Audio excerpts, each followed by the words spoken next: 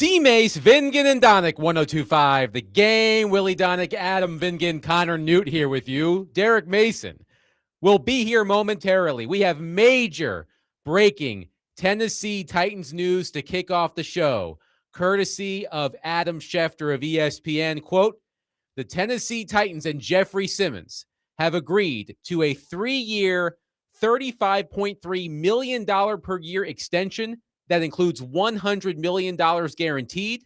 The deal makes Simmons the highest paid defensive tackle in NFL history. To repeat, from Adam Schefter, the Tennessee Titans and Jeffrey Simmons have agreed to a 3-year, $35.3 million per year extension that includes $100 million guaranteed.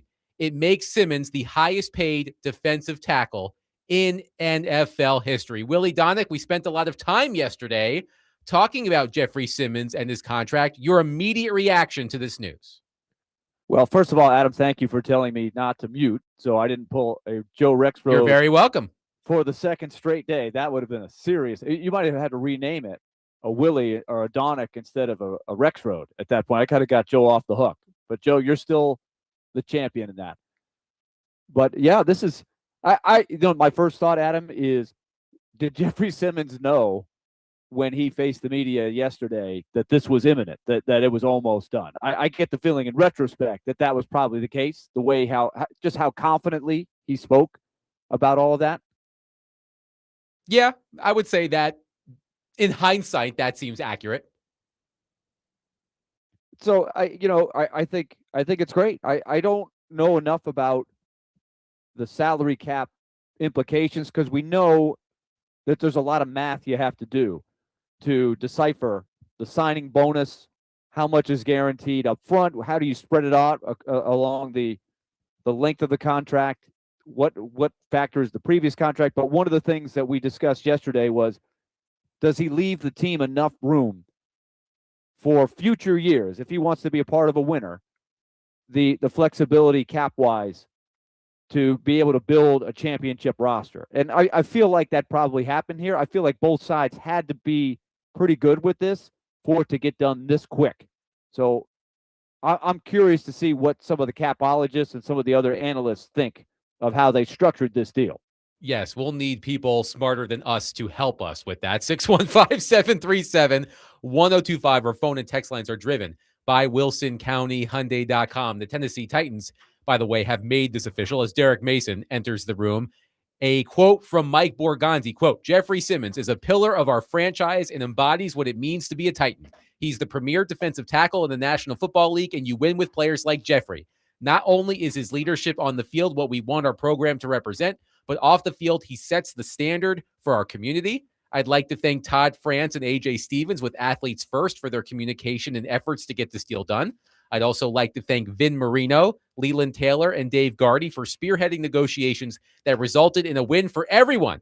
This wouldn't be possible without the support of Miss Amy and our ownership. You always want to keep your best players, and we accomplished that today. We're excited for Jeffrey to be here in Nashville for the long haul. Derek Mason, you have entered the room. The breaking news from Adam Schefter and others, the Tennessee Titans and Jeffrey Simmons have agreed to a 3-year, $35.3 million per year extension that includes $100 million guaranteed. It makes him the highest paid defensive tackle in NFL history.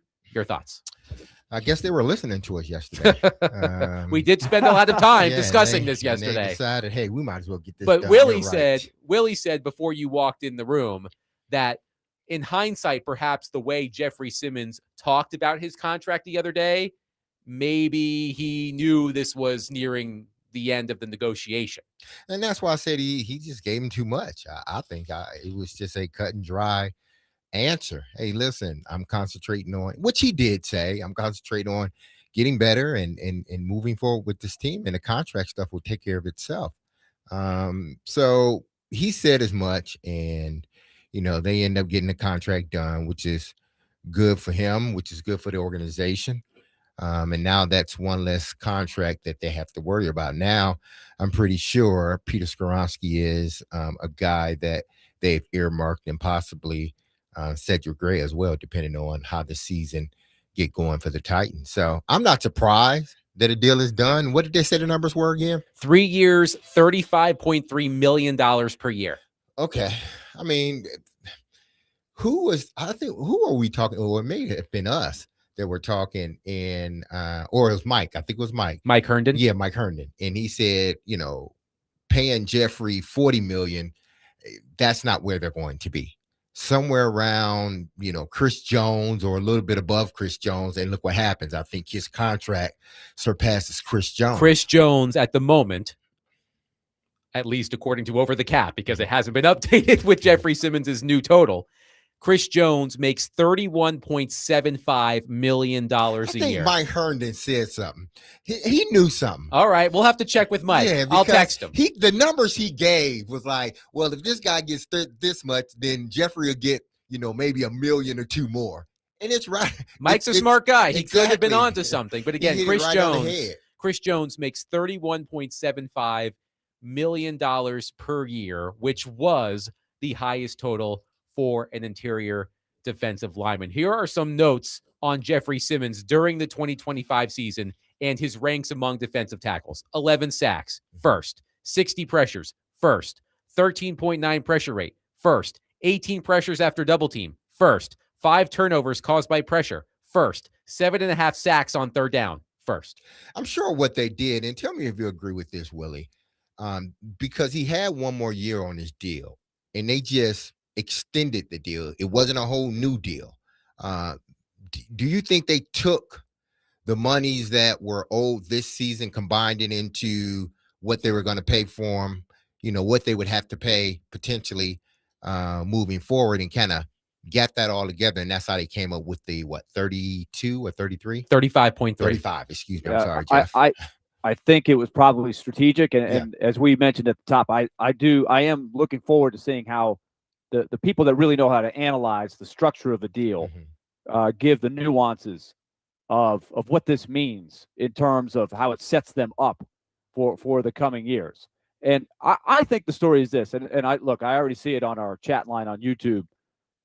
He said this, one of our listeners says, this show has tried to trade him for the past 3 years, and I'm at the center of that, right?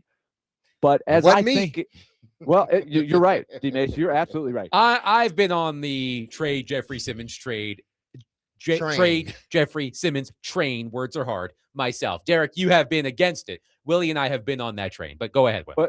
But let me say this, because I commend the Titans for deciding that this guy is worth investing in.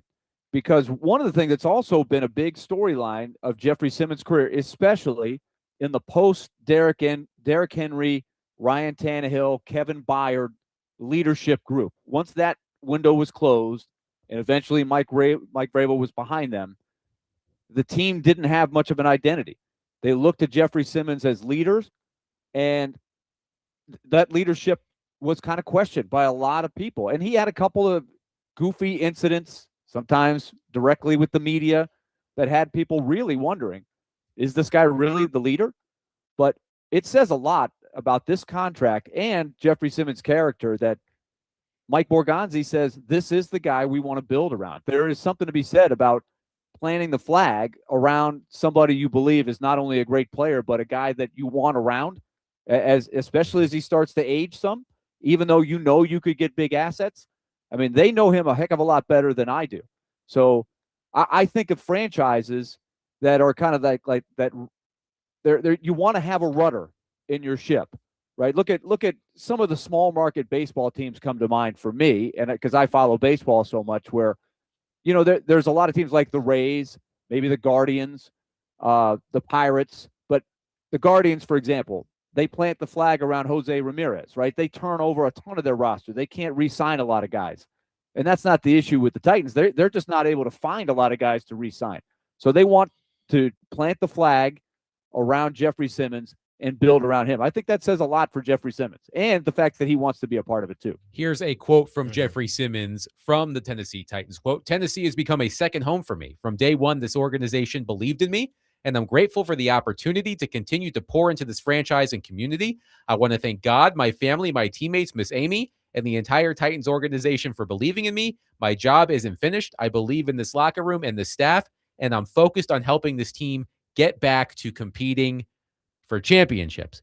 Andrew says, I guess you could say the Titans acquiesced to Simmons. Also, please share the word of the day. Today's word of the day is indomitable. Indomitable. It's a formal word used to describe something that is impossible to defeat or discourage. Jeffrey Simmons. As in, Jeffrey Simmons was indomitable last season. Wasn't that the thing in Rudolph? The indomitable snowman? That's the abominable snowman. We can say indomitable. He was. Right. He was an indomitable snowman. There's a difference between indomitable and the abdominal. No, that's with it. Now I'm all abdominal. Isn't that a bodily? Yeah, abdomen. Abominable. Oh, abominable. The abominable snowman, not the abdominal snowman. Where is Yukon Cornelius when we need him? Oh my goodness. Is this snowman shredded? Does he have an 8-pack? Then he would be the abdominable snowman. No, that's me, according to you yesterday. There we go. We're building a reputation for Connor. Oh my goodness. Hey, speaking of indomitable, how about the U.S. soccer team so far? Man, are they playing some ball? Holy cow. 2-0. Seattle is rocking. They're up 2-0 on the Aussies. They are playing great. No Christian Pulisic, no problem. Yes, so far. We still got a half of a soccer game or soccer match. Sorry. Yeah, match. You're right. But they're doing great. Man, it is fun to watch. The buzz has been amazing. One texter says, calling the city you play for a second home was a choice. Sheesh. Well, I mean, it is a second home for him. I mean, he could live somewhere else during the off season. Absolutely. What's wrong with the second home comment? It is his second home. His first home is where he's actually from. Sonny wants to know what this means for Peter Skoronsky, because Peter Skoronsky's probably next. Now, the Titans picked up his 5th-year option, but he's next to receive the big deal like Jeffrey Simmons received today. Yeah, because I don't, even though I think, I think they want to sign Cedric Gray. They may allow him to test the market. I think he may be on his 5th year, or next year would be the 5th year. But he's another guy that I think that they're going to want to bring back, especially if he fits how they believe he can in his defense. Then that would be solidifying, that young core that you have at the linebacker position. So, but yeah, I think Peters after that, maybe they get a deal done. I can't see them getting the deal done after the season. I think if they're going to do something, they're going to try to do it before the season ends, because I mean, maybe they franchise tag him, but I don't think they're going to do that. They've got plenty of cap space, plenty of cap space So, to get that done, and I think it's a no-brainer. It's just a matter of when and how much. But to go back to somebody's nitpicking about Jeffrey Simmons' words about the hometown, I still think he still is building up the respect, I think, of the fan base and maybe of the media to some point.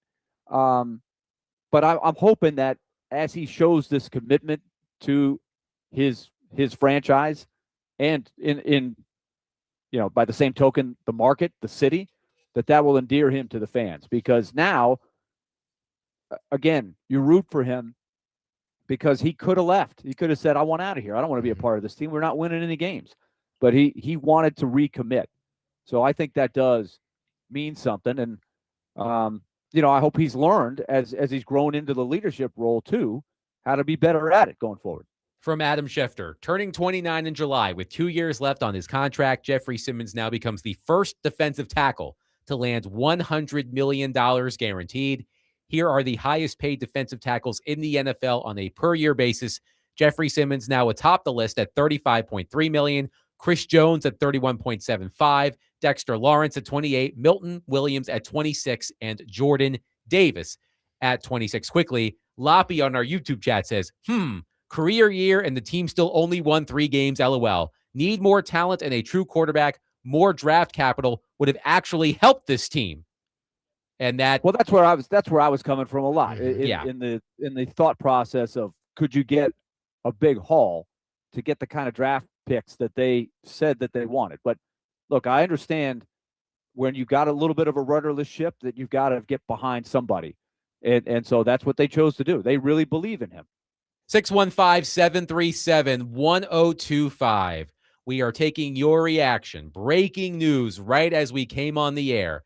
The Tennessee Titans have agreed to a 3-year extension with Jeffrey Simmons that will pay him $35.3 million annually, and the deal includes $100 million guaranteed.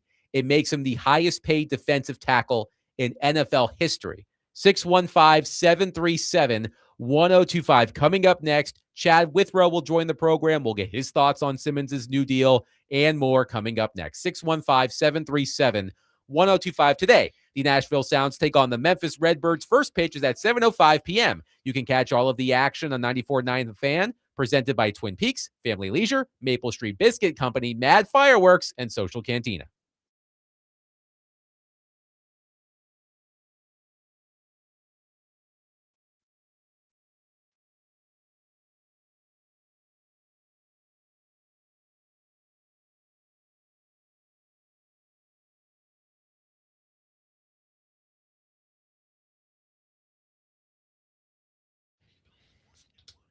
Hey, if you've lived in Middle Tennessee for any time, then you've seen how wild our weather can be, from winter storms, tornadoes, to flooding. We've seen it all. Like many of you, the winter storm earlier this year caught me unprepared. I lost power for 7 days. That's 7 days out of my house in a hotel, worrying whether I was going to come home to some busted pipes. That's when I realized being prepared isn't optional. I will be ready the next time a weather emergency happens. I started looking for whole home generators and found Tri-State Water, Power, and Air. They've been in business for over 30 years, specializing in generators for more than half of those, which is all great. But the reason I reached out to them and chose to go with them was because of the reviews and the confidence other homeowners shared about their experience with Tri-State Water, Power, and Air. When Tri-State came to my home, they did a free on-site assessment and made sure the generator fit my home for me and my family's needs. The thing I appreciated the most is they didn't try to oversell me. They just got straight to answers. Everything's turnkey, and they do everything. I mean, from installation to long-term services, which is great. If something ever goes wrong, I'm not calling around, which I hate. I'm making one call to Tri-State Water, Power, and Air because they've got it covered. That's the kind of relationship I want, and I know that's the kind of relationship you want. So look, the weather isn't slowing down any. Be ready. Call Tri-State Water, Power, and Air today and protect your family and your home. Find them at tristatewhywait.com. That's tristatewhywait.com.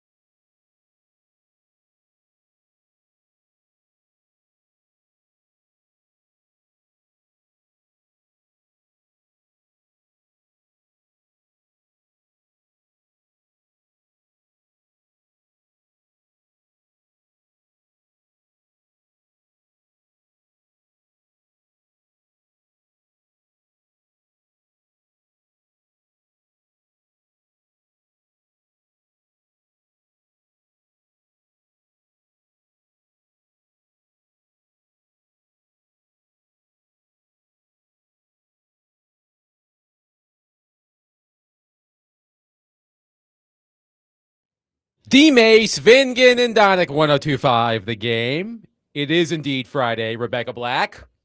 Are we really playing that song? Did that Well, make the Derek- cut? What is the theme today? Derek is in charge of music What today. is the theme today, Connor? It's Friday. Friday with the word Friday in it. The title of the song has to have Friday in it. And I got some good ones. Here you go. I didn't pick it. Alrighty. It was Derek Mason. This not made me. the top 5 or 6. Golly, I was hoping. Yeah. Oh, Well, man. This song has been through the ringer, has it not? There's like the much maligned yes. Of course. at the time song. Well, We had Rebecca to bring it Black. back out. Rebecca Black made a career out of it, so good for her. Exactly. Even though she can't sing. We are efforting Chad Withrow. He will join us momentarily. We will take your reaction to the Tennessee Titans and Jeffrey Simmons agreeing to a 3-year, $35.3 million per year extension that includes $100 million guarantee, making Simmons the highest paid defensive tackle in NFL history. Craig says, I was kind of out on Simmons a couple of years ago, but I think if you're being honest, everyone, including myself, who said he wasn't a leader or a commanding presence in the locker room was wrong. And as Willie said, I had my doubts about Jeffrey Simmons as a leader or if he could be the focal point of a franchise. But I think especially last season, he alleviated those concerns. Yeah, he did. I think he was the strongest voice in the locker room, and everybody, followed him because, he showed up and showed out just about every week. You never question, his desire to go out there and play dominant football. And I just think the locker room, they followed him and they respected that. Now, it didn't equal to many wins, but as the team starts getting better and as he continues to grow in his leadership, I think they are going to reap sort of what Jeffrey is his leadership. I mean, I think they'll benefit from it. One texter wonders how much, this is Tim, by the way, Tim in Spring Hill, how much were his stats affected by having Tavondre Sweat with him and Sweat no longer being there? I'm not sure. Listen, Sweat obviously, took up some space, and Sweat is a good player, and I think he's only going to get better. Jeffrey played within the system they wanted him to play in, and he was dominant. I'm not going to say that Tavondre Sweat didn't have anything to do with it, but I think a lot of times, Jeffrey, the focal point was Jeffrey Simmons, and no matter if the focal point was him, he still managed to, more times than not, to beat the double teams or put pressure on the quarterback, if not sack him. Yeah, Willie, I'm not going to give Tavondre Sweat too much credit for what Jeffrey Simmons accomplished last season. And look, we had a big conversation yesterday about Robert Saleh's plan for Jeffrey Simmons, which involves playing Simmons fewer snaps. And there are examples of defensive tackles who performed well without playing as many snaps as Jeffrey Simmons. We mentioned Quinnen Williams under Robert Saleh, I believe in 2022, played fewer than 70% of the snaps, still had 12 sacks, and was a first-team All-Pro. So Jeffrey Simmons, throughout his career, has been somewhere in the 80s in terms of the defensive play rate, the number of snaps he's been on the field. But I am curious to see how he does, as we discussed yesterday, presumably not playing as many snaps in every game. Yeah, and it's clear that Robert Saleh is excited to have Jeffrey Simmons, and he's clearly not doing this. The whole attitude of playing less plays isn't to try to curtail his production; it's to increase his production. So, to take it a step further, I think if Robert Saleh was lukewarm on just how dominant Jeffrey Simmons was, he could have easily said, "Hey, look, from my standpoint, if you want to trade Jeffrey Simmons, go ahead. We could use the draft picks. Here are my plans." And Jeffrey Simmons is not that big of one. But he clearly, if he had any input at all, said, yeah, I want to build around this guy too. I got ideas on how we can bring out the best in him. Jeffrey Simmons is this version of Derrick Henry from this standpoint. There was a point where he was untouchable, meaning you ain't going to move him. You're going to give him his money because without him, the offense, it's not good. Ultimately, they felt they had to move on because they felt the team was going in another direction. I think Jeffrey's on the opposite side of that, is that he was a guy. I think when Borgonzi came in and when Saleh came in, there was one guy they knew was not going to go anywhere, and that's Jeffrey Simmons. They knew not to even venture down that road because he's one of Amy's favorites, in a good way. And that's not bad, but them two have a relationship, and not only do they have the relationship, he's become a leader on his team, and he's a damn good football player. So when they got here, I'm sure it was not Jeffrey outside of everyone else but Jeffrey. And they proved it with signing him to a new deal right before camp starts in a couple of weeks. But I wonder if because we talked a lot about, Jeffrey Simmons saying, hey, listen, I'm a different breed. I can play 6 plays. Basically, I can play as long as I want to, and I'm going to play at a high level. I wonder if this sort of dampens that a little bit now that Jeff is, and I'm not saying in a bad way, because the last thing you want as a player going into your final year is them removing reps from you, because in your mind, it's like, you're not giving me an opportunity to go out there and do what I need to do. I'm on the last year of my deal. A lot of guys get upset about that. But now that he understands the contract is not an issue anymore, they understand it. Is he more, not to say that he was going to be combative anyway, but would he take the more sort of the path of, you know what, if he only wants me to play 4 plays, I'm going to be dominant in those 4 plays. I'm not going to bring up playing more than that anymore. It's an interesting point. What do you think, Willie? I do think it's fair that, everybody should know that if he gets off to a bad start and the team gets off to a bad start and Simmons is playing 40 out of 60 snaps or whatever it is, it's an easy second guess, right? It's something that's going to be gravitated towards.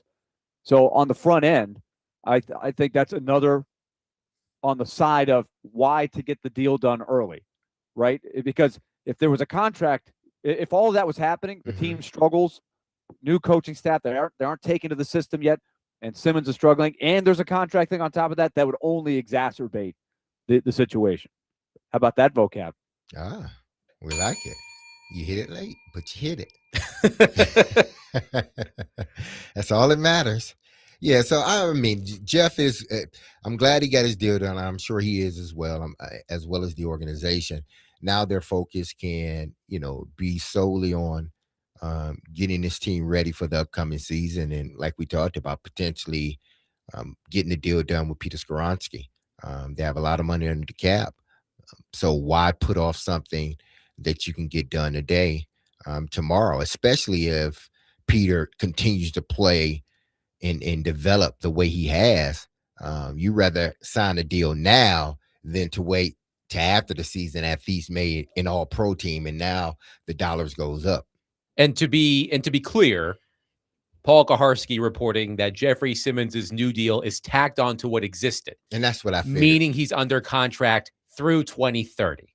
So Kaharski reporting, among others, that Jeffrey Simmons' new deal is tacked on to what existed, meaning he's under contract through 2030. One texter says, I derive immense intellectual stimulation from auditing your auditory broadcast. It is profoundly meritorious and singularly captivating. We love it. Is that Sheldon Cooper? I'm going to break the bell. Was that AI sending us a text message?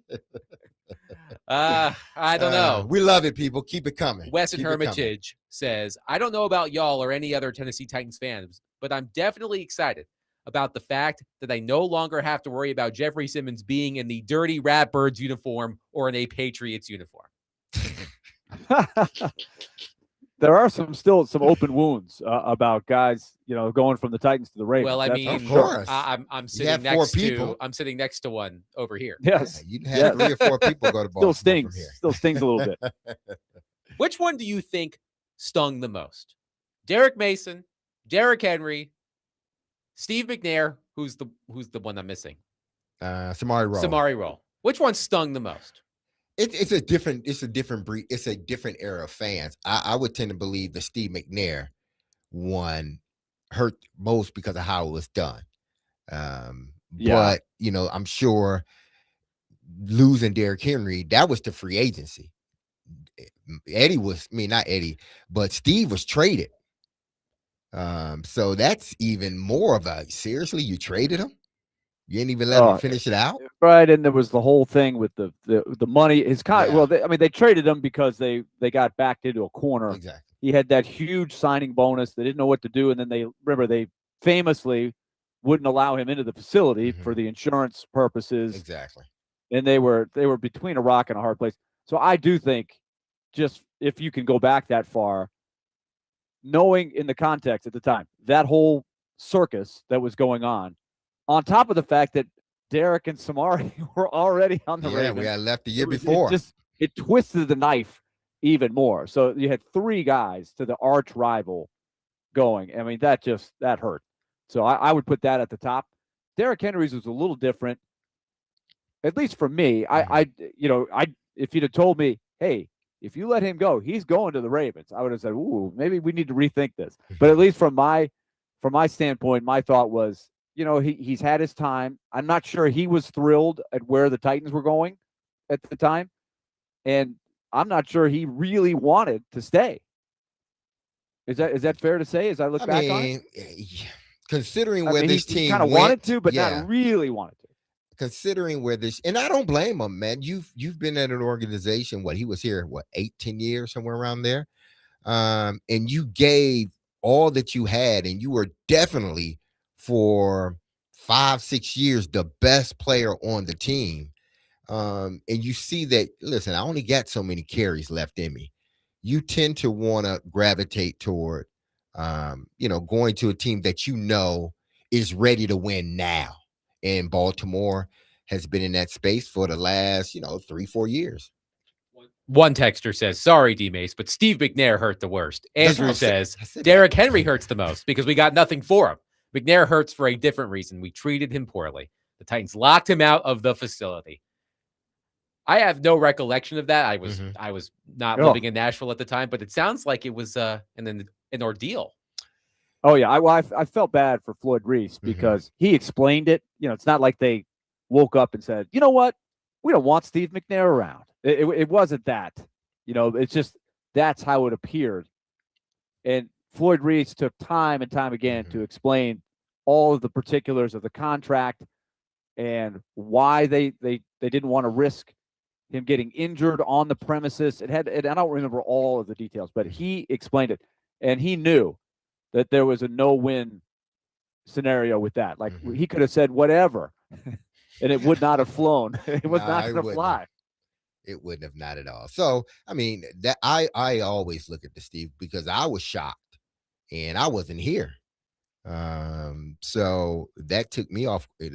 Caught me off guard, and I'm sure it caught a lot of the Titan fans off guard as well. Now, the Derrick Henry one hurt, I think, Titan fans because of what he was for this team, and he was really the only bright spot for this team that last 2 years, at least on offense. So, people were, how can you get rid of the only guy that really truly gives your offense a chance to win? So, but you don't have to worry about Jeffrey Simmons bolting for Baltimore.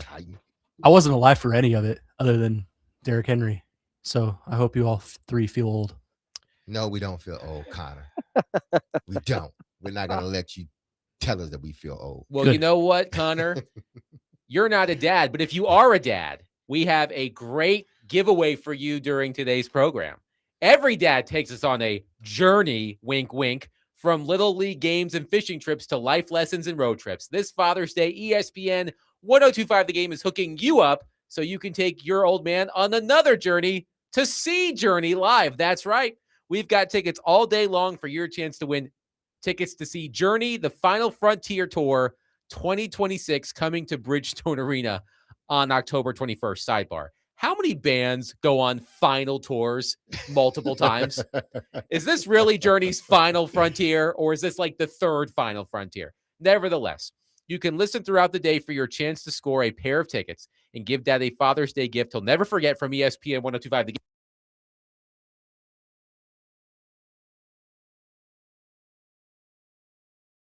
Game. Ask DMase. So be listening in the 5 o'clock hour during Ask DMase, which is going to start at 5:20 because we have Elliotte Friedman from Sportsnet at 5.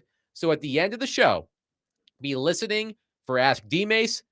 Send in your questions via text. The best question for Derek, as chosen by Derek, will win those tickets to see Journey at Bridgestone Arena on October 21st. 615-737-1025. Coming up next, we'll look at the World Cup. Team USA, the U.S. men's national team, whatever they're called, whatever the appropriate name is. The United States leads Australia 2-0 or 2-0 in the soccer terms in the 71st minute. But I do want to update a story we brought to you yesterday regarding something that's happening around the World Cup. We'll get to that next. 615-737-1025. Willy Donick, Derek Mason, Adam Vingan, 1025 The Game.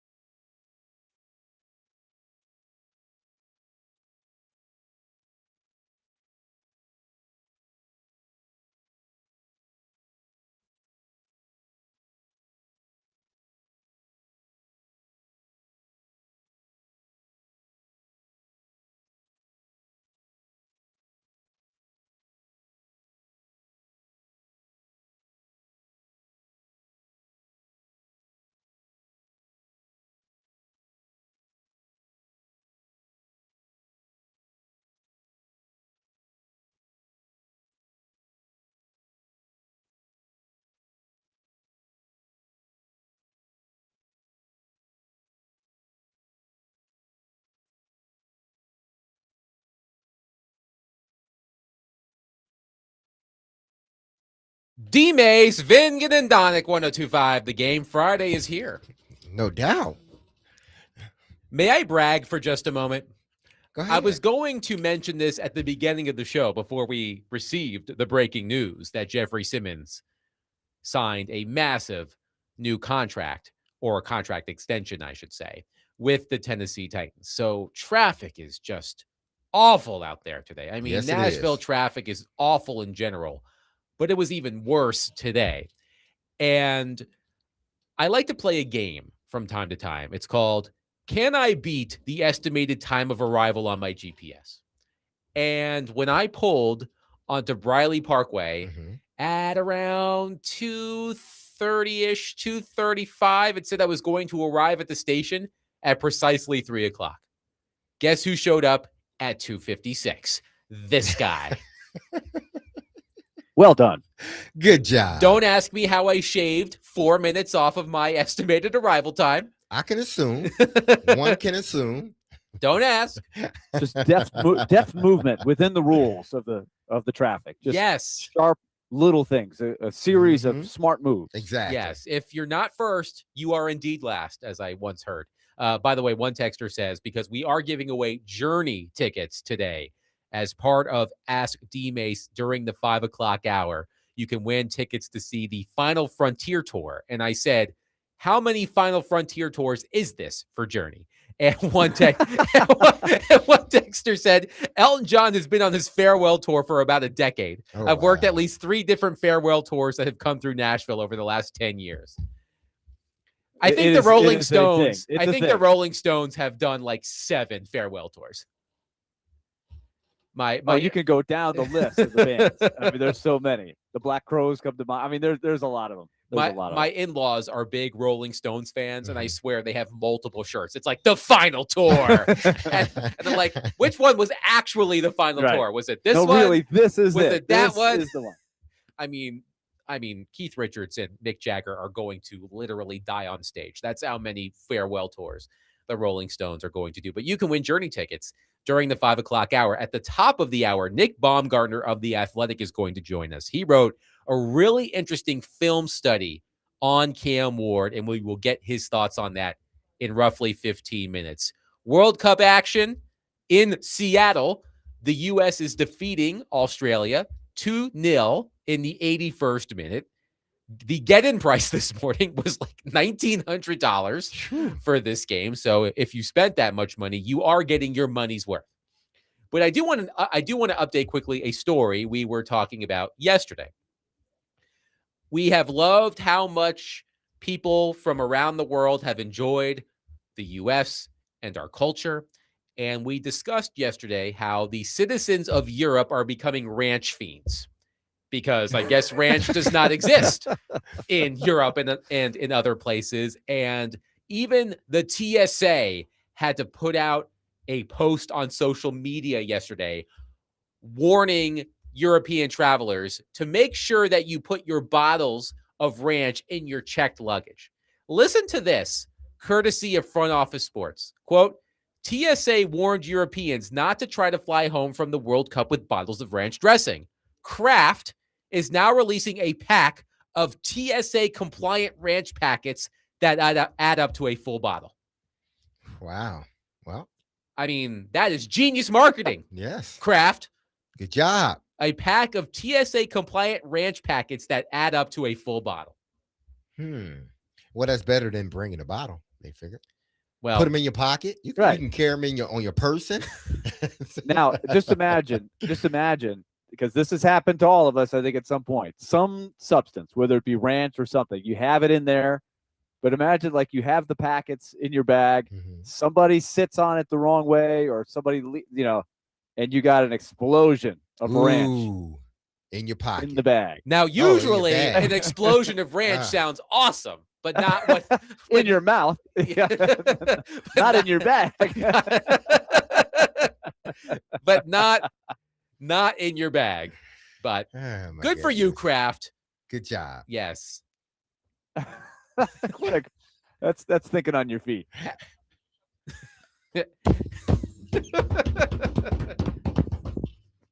Grow up, Derek.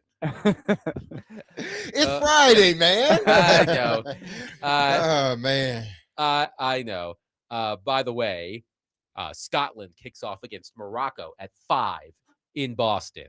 And I have not looked to see if there have been any other beer emergencies in Boston, because as we know, the Scots have consumed every beer in the city of Boston. But we'll see how tanked the Scottish soccer fans are. They have a duck now. They have a duck? Yeah, Mexico has a duck too, right? Or he was roaming the streets behind a parade of bagpipers in Boston, and he had a jersey on. Now, was the duck drunk? I hope good so. Question. Did the duck maybe find a puddle of spilled beer on the ground? He had a bit of a waddle to him, but I think He is to be expected since he's a duck. So the waddle meant that he had a few to. He was a little. The duck was turned, is what Derek's trying to say. He was quacked. There we go. The duck. The duck quacked. Was turned. One texter says, "I can't think of any better way to eat ranch than a package of it that's been in my pocket for several hours while traveling transcontinental." Isn't it funny sometimes how some of you would think like, why is someone so obsessed with ranch? Like so much so that you got to pocket a bunch of it and take it home. I never understood that. Like with something like ranch. I mean, I know you've traveled abroad. Yes. Have you ever experienced something abroad that you thought was so good you had to take it home? Yeah, it was wine, but that's different, I would think, than ranch. Now there was some chips at a few places that were really good that I took a couple, bags just to eat in the hotel or as we were leaving. But other than that, no. What about you, Willie? Has there ever been anything that you've wanted so badly when you were abroad that you had to pack it home in your suitcase? I don't remember. I haven't been abroad that many times, but when I have, I'm thinking Sweden last year. Mm-hmm. I don't think there was anything, but I'm that guy too that doesn't think at all and easily could have thrown some. Hey, this would be great to take back, and they say, "Excuse me, sir, you can't take that back." I would be that guy. So luckily, I haven't had anything big like that. No trinkets. No, well, I had trinkets, but No. nothing that you would not be able to take on the plane, I guess. I do remember one story that was fun, and it does not involve bringing it across, border lines. But we went to Disney as a family when the kids were little, and Mahoney was, I think, 5, and he loved the Pirates of the Caribbean. That was the ride. And so we got the sword, right? It's plastic sword, right? It's just a nice little thing. It looked pretty cool. He loved it. And we brought the thing to the airport. And they would not let him take that on the plane. I'm like, come on. Oh, man. wow. Pirates of the Caribbean. They're like, we got to wrap this up. We got to do and so we had to ship it back. Man. They wouldn't let him take it on the plane. Oh, wow. So we had to scramble and get the box and Was it plastic? Yes, it was plastic. It was like, good grief. What's the worst thing that can happen? You gonna trip the stewardess or something? I don't know. You could poke an eye out. Oh, but man, you the look on his face when they said you cannot take this on the plane. He was so sad. We're like, so we were like, we've got to find a way to get this back to Nashville. This poor kid. Oh my goodness. I remember when I was studying abroad in college, we made a trip to, of all places, Edinburgh, Scotland. And one of my classmates was stopped by security. And even before security opened the bag, the guy was like, "Do you have haggis in your bag?" And my classmate was like, "Yeah, I guess you can't bring I guess you can't bring haggis through security," or they had to check. I don't know. They had to check something, but it must happen so often that before the guy even looked in the bag, he's like, knew it. "Do you have haggis in your bag?" But he said it with a thick Scottish accent, so it was a little bit funnier than that. Anyway, so to all of you Europeans out there, enjoy your ranch. Now, Kraft is giving you the opportunity to take it home safely, and you have to ration it. You have to ration it because it's not readily accessible in Europe. So if you use all of your ranch in one sitting, you're hosed. But didn't they already have packages of ranch that you can buy from like a fast food restaurant? I know pizza places have them, or they used to. Packages of ranch. I know, but again, I guess Europeans don't have ranch. Yeah, gosh, I would have never thought that ranch wasn't, one of the condiments that you would reach for in Europe. The other thing too is I'm sure you've seen the travels of Freddie, the random German dude. Apparently he's been invited to the White House. Who is no. this dude? Well, Freddie is more famous than I thought. well, here's the interesting thing. Freddie does not post pictures of his face. When he poses for a photo, he puts like a smiley face emoji over his face. So nobody knows what he looks like. But Freddie, by the way, according to Front Office Sports, he has been given facilities tours by the New Orleans Saints and Pelicans and the LSU Tigers. He's been put up at a 5-star hotel in Houston by former Texan star defensive end J.J. Watt. I think he spoke to astronauts at NASA and scored free tickets to Ella Langley's concert in Oklahoma City. And now he's being invited to the White House. But here's the thing. Nobody knows what Freddie looks like. So if you can pass as German, give it a shot. Like, nobody knows what he looks like. So no do one you would think the know. right people near the White House know? Like, they've got to be in on the secret, right? If they're going to do it. I But hope man, so. this guy is having an experience. My yes. goodness. So He no had one all has- this planned out. So no one has ever seen his face like on a social media No, platform. not to my knowledge. Oh, okay. Quickly, by the way, clearly a wrong number, but somebody texted in and said, nah, you aren't going to call me twice and not answer when I ask who it is. So I'm going to ask again, who is this? Oh my gosh. And I What just have we said, gotten in the and I middle just of? said, wrong number. 615. Thank you for getting him off the hook. You should have played along with him to see if he would have kept texting Well, us. I don't Don't Was you it a talk good to thing? me that way. I don't want to upset anybody. 615-737-1025. Coming up next, Nick Baumgardner of The Athletic will join us. He wrote an extensive film study review of Cam Ward's rookie season. How can Cam Ward continue to improve in year two? We'll talk to Baumgardner about that coming up next. 615-737-1025. Duncan fans, Bellevue's newest location at 7120 Highway 70 South announces their grand opening event tomorrow from 9 a.m. to 11 a.m. Connor Newt will be there. Nick Frazier will be there. The Banana Balls, Texas Tailgaters, and Party Animals will be there. That's Duncan's grand opening tomorrow in Bellevue on Highway 70 South from 9 to 11 a.m. Come on out and enjoy the fun. Mhm.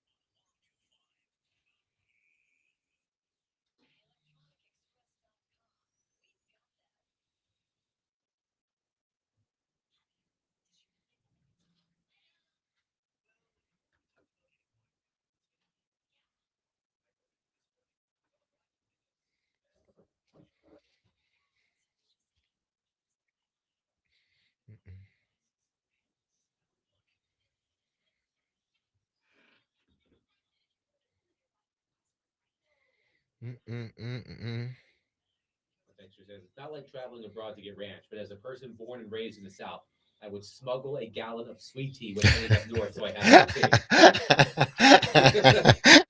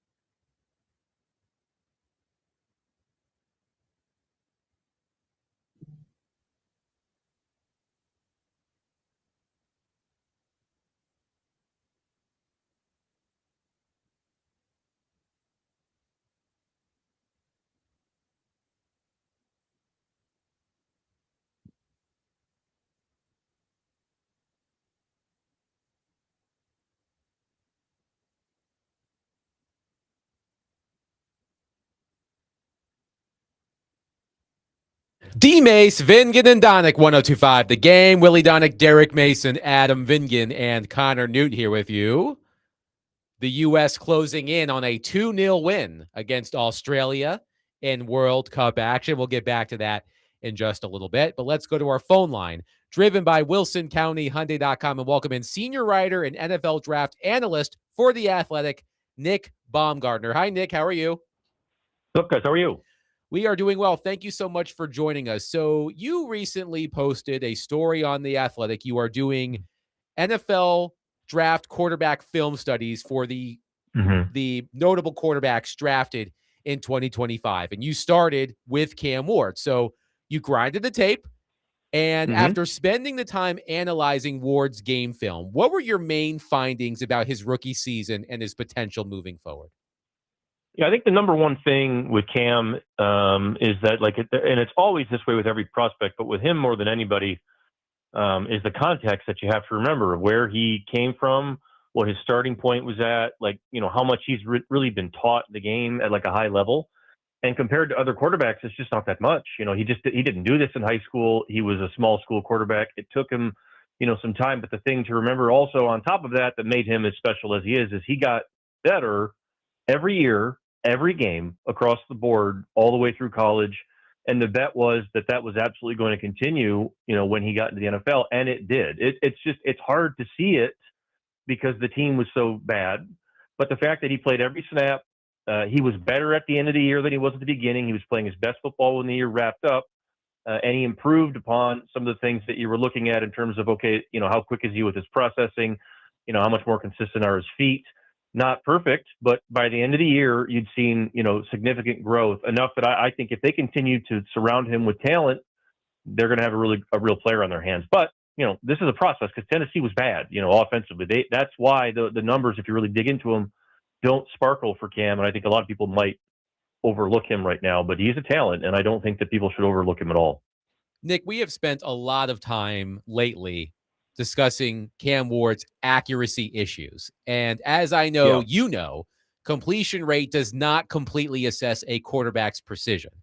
You had a great line in your story about Ward's senior season at Miami. You wrote that Ward hunted and found passes like a great three-point shooter, but that approach doesn't work consistently in the NFL. As you noted, how would you evaluate Ward's overall accuracy independent of his actual completion rate? Yeah, I think it's actually better than it seems, because what he was struggling with and what was impacting his accuracy is he was playing out of time, right? He wasn't if it's a 3-step drop or a 5-step drop and he does it in 2.5 steps and he's settled before the receivers are even halfway through their routes, it's not going to work, right? So the throws are either going to be late, it's going to be too early, whatever it is. So his problem, I thought, had less to do with he's just not an accurate passer and more to do with the timing's off. He's just playing out of time and not in rhythm with the offense. When he was in rhythm and when he was on time, it was fine. Everything is, and he is an accurate thrower down the field. I think there's times where he could take, could learn maybe to mix speeds a little bit better. I think Jackson Dart, the other big time rookie last year, I think that he was probably better at changing speeds than Cam was in terms of that, but he's also been throwing longer, right? So I think that's something that you'll see natural growth from him in, but really, it wasn't an issue of he just isn't an accurate thrower. It was he's not playing on time. He's not playing in rhythm with the offense. And when that was happening, he was accurate, and it was fine. Nick Baumgardner of The Athletic is with us. Does Ward's rookie tape remind you of any other recent first-year quarterbacks? Yeah, actually it does. I mean, to me, it reminded me of what I thought we would see from Bryce Young as a rookie, and we didn't. Bryce Young fell apart, right? So he started out with this horrible, nothing around him. It was a worse situation than what the Titans had, but it wasn't good. And he fell apart. He fell off the rails. I thought Cam Ward, it was going to be the same type of thing for him, but it was so he doesn't remind me of necessarily anybody in recent years, but it's what I thought we would have seen from Bryce Young, because Cam, to me, and now we're seeing Bryce Young settle down and playing much better as a older player. But Cam Ward, to me, is a more athletic and physically powerful version of Bryce Young. They played a lot. They're very similar. Like you said, they can hunt throws. That can still work in the NFL if you're going faster and playing on time and in rhythm.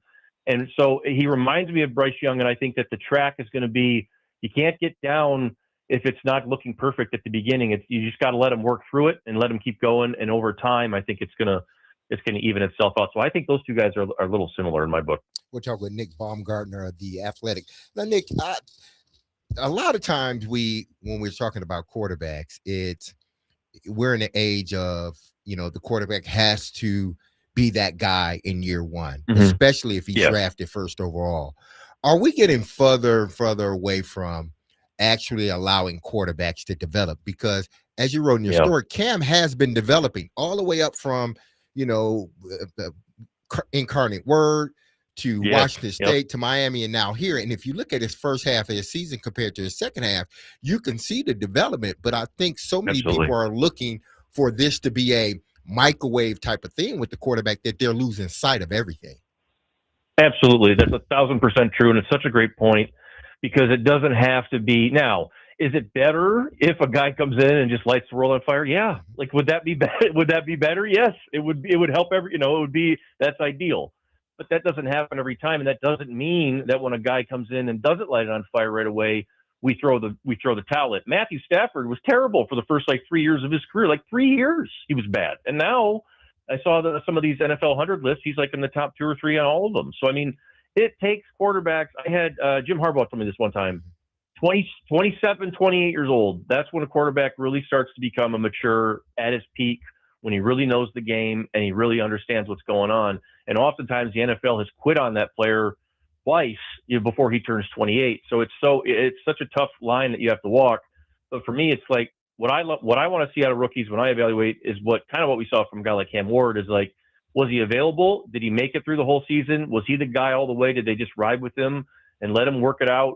And was he better at the end of the year than he was at the beginning? And if all those things are true, then you got a player, then he's going to be fine. It just might take another minute, longer than it does for some other guys, which is fine. That's just how it works. Do you think this type of offense that Daboll is going to run, because we've seen, throughout Daboll's history in the NFL, most notably Josh Allen, we saw what he did with Daniel Jones, and obviously Jackson Dart last year started to develop. But do you think this offense is catered toward a Cam Ward big development in year 2? I think I'd like that hire, especially for the situation that they're in, because Daboll, as a head coach, people have their druthers about him, and that's fair, and everything else. But as a quarterbacks coach and a coordinator, but really as a teacher of quarterbacks, I think he's really good. And I think, like you mentioned, he's underrated, I think, in a lot of areas in that. And so bringing him in to work with a really young quarterback here, it just made so much sense. I was doing, I'm going to write one of these on Jackson Dart too. And early last season, he was working with Jackson Dart, and I thought Jackson Dart was ready to start when they started the season, and they held him out a little bit longer, and they brought him along really well. So I think that's a great fit. And one thing Daboll will do, I think that some other coaches maybe hesitate with, is he'll just run whatever works for Cam. They'll just make the offense. They'll build it around, hey, what are the things that you do well? What are the things that you don't do well? We're going to do all the things that you do well, and we're not going to do any of the stuff that you don't. And that's just what we're going to be. So I think they'll do more of that, and I think that's a pretty good hire there. Talking to Nick Baumgardner from The Athletic. Excuse me, guys.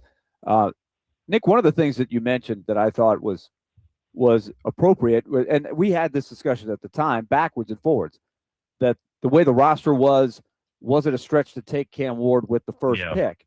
And you said the roster simply wasn't ready for him. How far do you think the roster has come in the 2 years as they've worked on it? How much do you think? Because it's still a work in progress, as we know. Yeah, it is a work in progress, and I'm interested to see how. And I think it's come a ways. I think they've done a nice job because they've, they had a lot. They had a lot to deal with. This was a full both sides of the ball kind of thing. It wasn't just one side had fallen off. So it was a full package thing, and I think it took them a minute to sort of commit to that full scale. So I think in recent stretch, I like their draft this past year. I like some of the stuff that they've done. And, I like the aggressiveness to go out and get a guy like Tate and say, hey, we got to help Cam Ward. If we can help him and we can get him some more guys to work with, then we can maybe light a spark here, get some things going. If he gets on a tear, then who knows? We're playing a poor schedule and we get hot, and all of a sudden guys start believing, and we got a thing happening here. I can see something like that. That's not impossible, right? So, but they still, like you said, they have a ways to go. They still need work up front. He got hit a lot, more than most rookies do last year. Some of that was on him, but a lot of it wasn't, right? So, I mean, they still have to continue to to help up front, but also with the run game to protect him with that too, and et cetera. So I think they're on the right track. It's just, the good news, I think, overall is when you draft a guy like Cam Ward, the way that they did, with a guy in Borgonzi who'd been around when I think he was in Kansas City when they drafted Mahomes, and it was like, this guy is raw, he's not ready, you're going to have to take a minute, fine, we'll take as long as it takes. And I think that that's going to be their sort of approach with Cam Ward. It seems like they really believe in him, and I think that they seem like they're doing it properly. I'm still like, I don't know if the roster was ready. It's tough. You got to have a special kid to handle all this. That's why I liked Mendoza in that situation too, and I didn't hate it. I thought Cam could handle it, and he did. So we'll see how it goes going forward. But I think they're on the right track. One thing that has been chronicled over and over is when you have a rookie quarterback on a poor roster so many times, the move is to switch the coach and that also makes it hard in the learning curve. So I'm curious. We've talked about Daboll, but I'm curious from your perspective as you do your homework on Dart, losing Daboll and having to change systems and coaches. What effect do you think that could have on Jackson Dart? It'll be interesting. It'll be really interesting there too, because I think in some ways, like, he had a really good duo last year with Daboll, and then Mike Kafka also did a great job once they fired Daboll and they just gave it all over to him. That continued. So they did a great job of building an offense that kind of worked. It was exactly what you were looking for there. I'm curious to see how much change happens, with the Harbaugh staff, because he brought in a lot of his familiar guys. I know Roman's not the offensive coordinator, but he's there. But one thing, though, that I do think that Harbaugh's staff does have, because they've had so much experience working with Lamar Jackson and all this, is Jackson Dart was a guy that was like getting a concussion every other game. Like, he was out of control with the rushing. So I think they'll help him specifically. But I do think you have a point in that, like, when you're switching so much, it can be a problem. Jackson Dart, and it all depends on the player. Cam Ward played in like 100 different systems in college. He played at right. He transferred every year. He was all over the place, and he always fit in.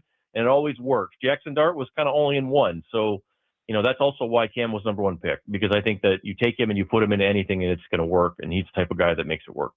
Nick, before we let you go, I do want to ask you specifically about Carnell Tate, because when the Titans initially selected Carnell Tate at number 4 overall, we were all a bit surprised. We were preparing for the Titans to draft Jeremiah Love. That's who we spent the most time talking about. There's been a lot of talk, of course, about Carnell Tate not even being the best receiver on his own team with Jeremiah Smith on the other side. But in your evaluation of Carnell Tate and how he could help Cam Ward, what do you see there? Yeah, and I think that that's where it starts. People get too caught up, and he wasn't even the best receiver on his team. Jeremiah Smith was the best player in college football last year, regardless of class. That's not fair. That's not a fair thing to say about anybody. I thought Carnell Tate had a terrific season last year, and I thought it was totally fair if you had him as wide receiver 1. I would have taken Jordan Love over him personally, but I think if your strategy is, hey, we got to get the pass game going and we need to get this quarterback up and running more, then I don't mind it, because I think Tate last year, what I was looking for when I scouted him from the beginning to the end was, is this guy just going to ride on the coattails of playing opposite Smith? I'm going to get the other team's worst stuff. I'm not going to get doubled. I'll float through it and have a nice year. He did not. He pushed and got better. And, I think both those guys had similar totals when the whole year ended, and they were a terror the whole year. So I like Carnell Tate a lot. I think he's cut from the same cloth that all those Ohio State receivers that we've seen have success, like Olave and Garrett Wilson, and these guys that are just pros that come in, they're ready to go. And I think that you're going to see some of that too from Carnell Tate, a young player, but I think he's probably above his age in terms of his maturity on the field. That's just how these Ohio State receivers, they all go there knowing that there's 100 other guys basically in that room, and they don't care. They're super competitive. They want to play and they want to win. I think Carnell Tate fits that. So I didn't hate it. Like you guys said, maybe a little surprised, but at least it's a good player that you're taking there too. And I think a guy with a high floor. Nick Baumgardner, senior writer and NFL draft analyst for The Athletic, has been our guest on DMase, Vingan, and Donick. You can read his film study on Cam Ward right now on theathletic.com. Nick, thank you so much for your time. Great stuff. We'll have to do this again soon. You bet, fellas, anytime. 615-737-1025. By the way, it is final. The U.S. men's national team has defeated Australia 2-0 to advance to the knockout rounds. Now, listen to this from ESPN. Quote, the U.S. hasn't won Group D just yet, but this victory, the first time since 1930, that the Americans have won Wow. back-to-back World Cup matches. Wow. Means they only need a draw in their next match to make sure they top Group D. First time since 1930 that the U.S. men's national team has won consecutive World Cup matches. That's Congratulations. That's to them. impressive. First, And they the didn't Knicks just win win the 'em. championship. Now they win 2 games in a row. And they had the game won at halftime pretty much in both of them. They dominated both of these teams. It's the best I've ever seen them look to my, I always say, untrained eye. It's not a sport of my expertise, but man, you don't have to be an expert to see that they're taking the game to these teams. And historically in the World Cup, it helps a lot when you're playing on home soil or home turf. And man, the crowd was electric in both of the teams, or both of the cities, both of these games. And I think it's only going to build going forward if they keep playing like this. 615-737-1025. We'll take your reaction to the U.S. men's national team defeating Australia 2-0 in Seattle. We will also react to what we heard from Nick Baumgardner. We will discuss more of his Cam Ward film study coming up next. 615-737-1025. We are broadcasting from the Busy Bee Plumbing, Heating, and Air Conditioning Game Nashville Studios, home of the $99 yearly Beehive membership, where the buzz is always about great service.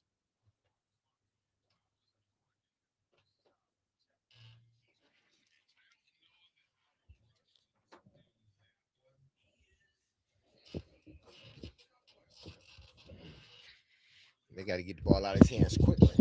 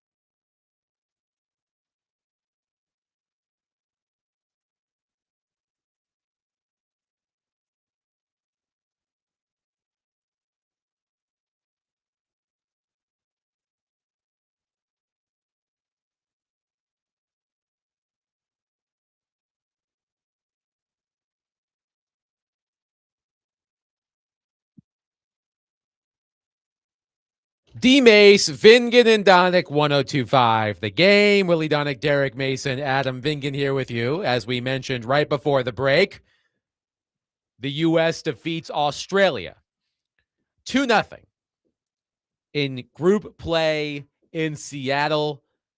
The U.S. clinches a spot in the knockout round. Their final group match is next Thursday. Let me double check that. Indeed, next Thursday at SoFi Stadium against Turkey. And then it's off to the knockout stage. But Willie, you told me something interesting. One of the stars of the game is the son of a notable NFL player. Yeah, a guy that Derek would call it. He would call it contemporary, I think, and that is Antonio Freeman, one of Brett Favre's great targets in the heyday of the Packers of the mid to late 90s. And his son had a great game. And I just saw him do a post-game interview with Tom Rinaldi. Impressive guy. And he's an excellent player.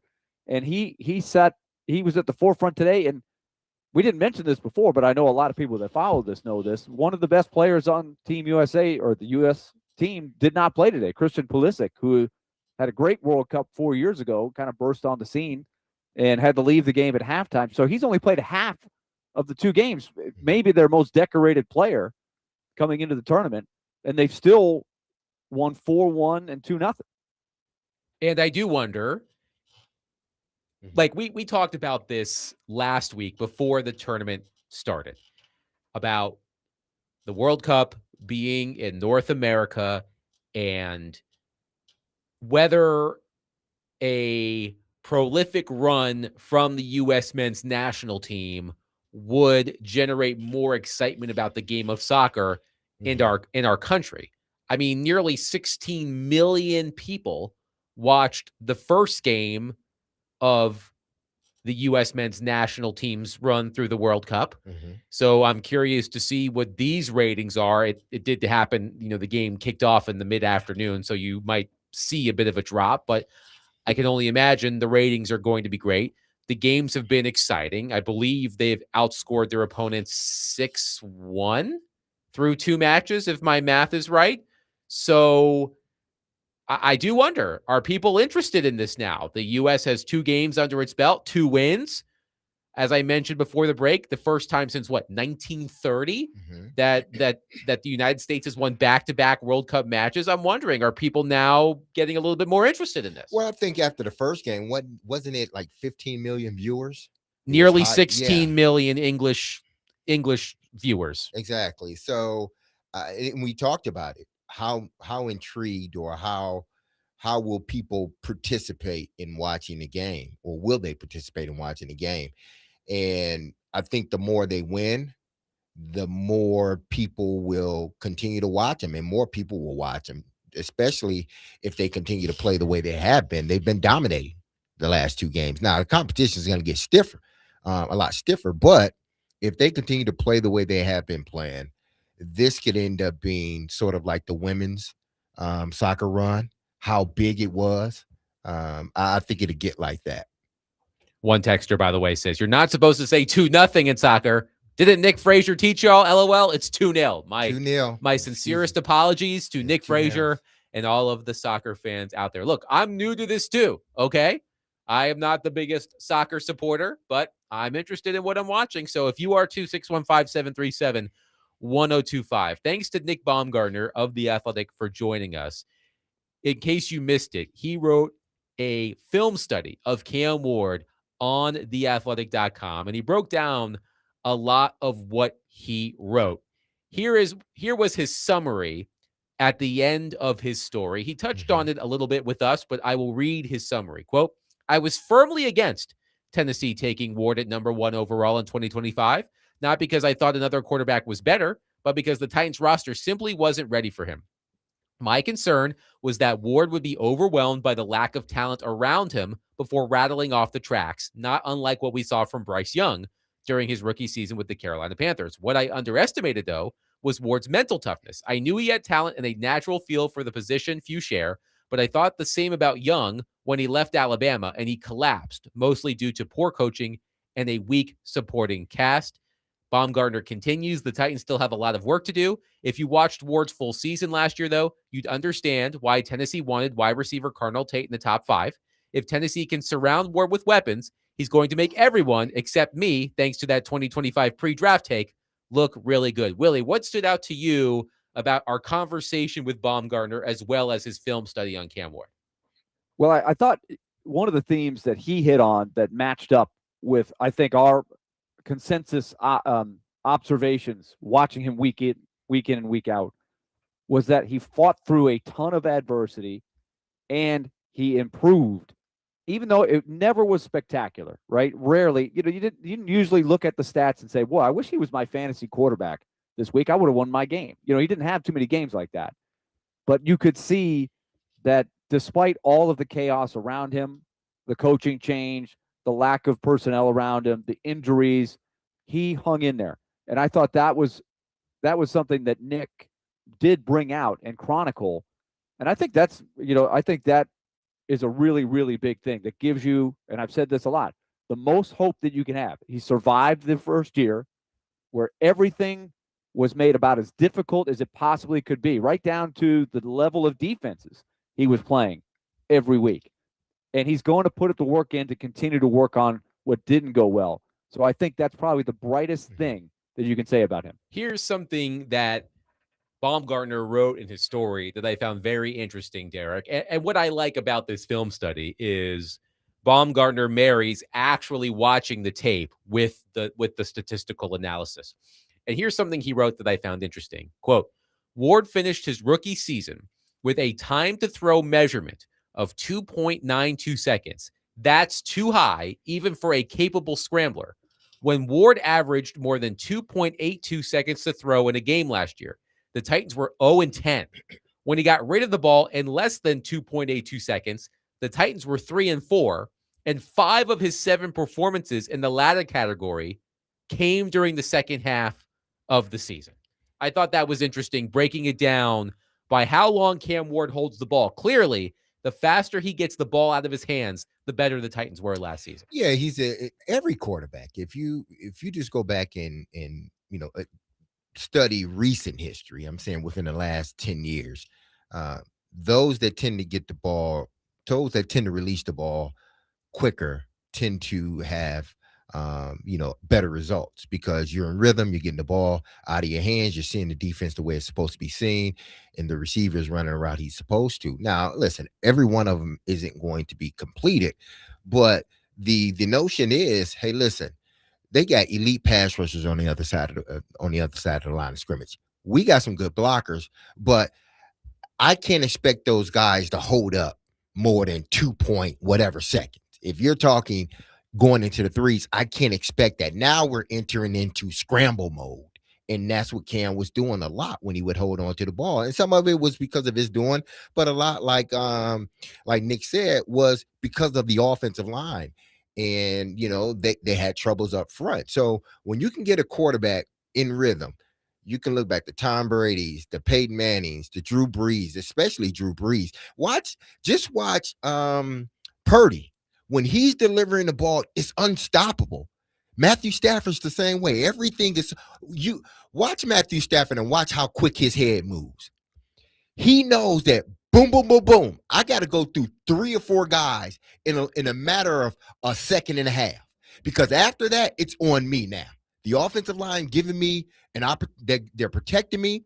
The routes are set up where I should get the ball released quick. If I don't, now it's on me.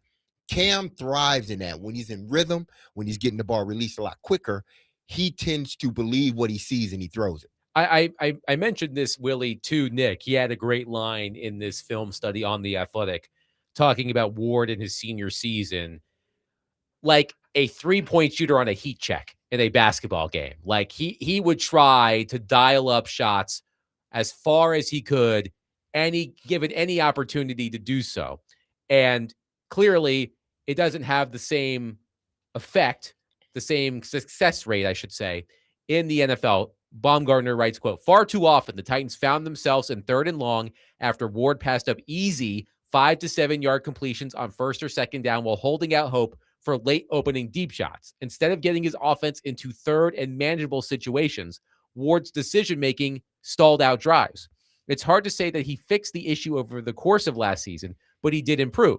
Early in the year, Ward left both checkdowns and intermediate throws on the table for deeper shots.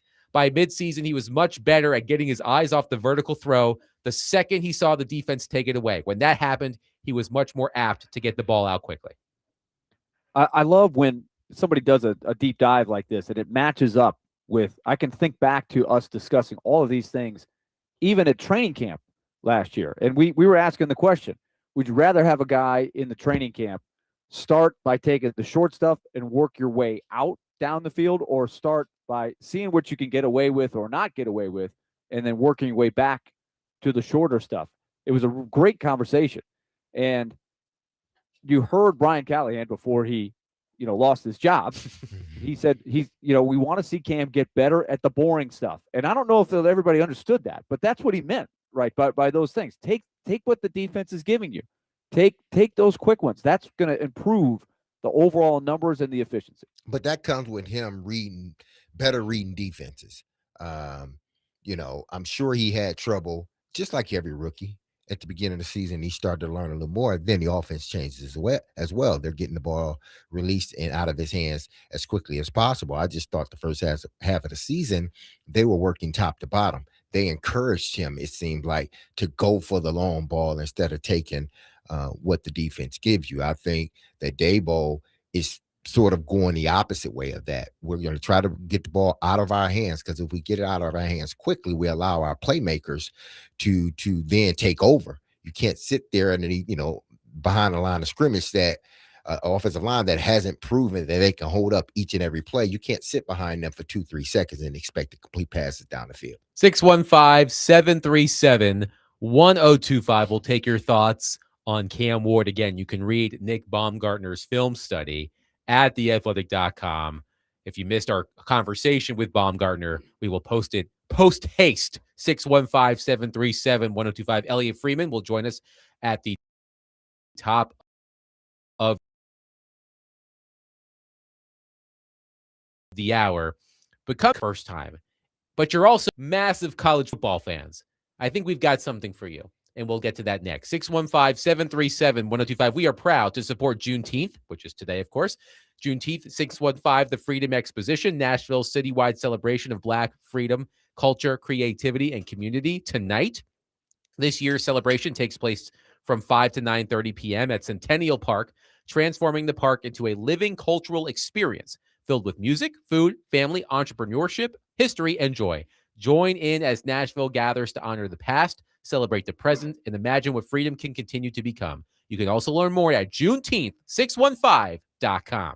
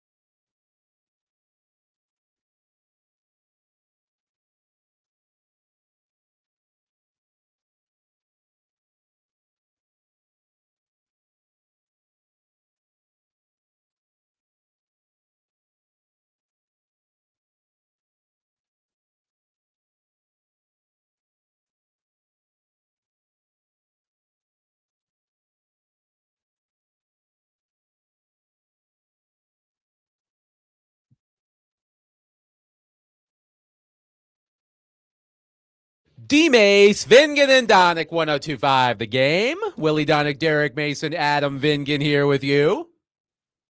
Elliotte Friedman, Sportsnet NHL Insider, will join us at the top of the hour. We can also take your reaction to the breaking news right as we came on the air today that the Tennessee Titans have agreed to a 3-year contract extension with Jeffrey Simmons. The deal is worth $105.8 million, including $100 million guaranteed. It will keep Simmons in Tennessee through the 2030 season. The annual average value of the deal, $35.3 million, makes Simmons the highest paid defensive lineman in the NFL by that measure. We'll take your thoughts on that, 615-737-1025. But as we've been talking about the World Cup, I'm not a huge soccer fan, so I don't know a lot about the history of soccer. I am getting into the World Cup. I am getting into the fact that the Scottish fans are drinking all the beer and all of the Europeans are taking all the ranch. But I thought about how we could relate the World Cup to college football. And thankfully, the next round had a really interesting infographic today. And I thought we should go through some of these and tell me if y'all think this is accurate. So let's start with the United States of America. The college football equivalent, Texas A&M.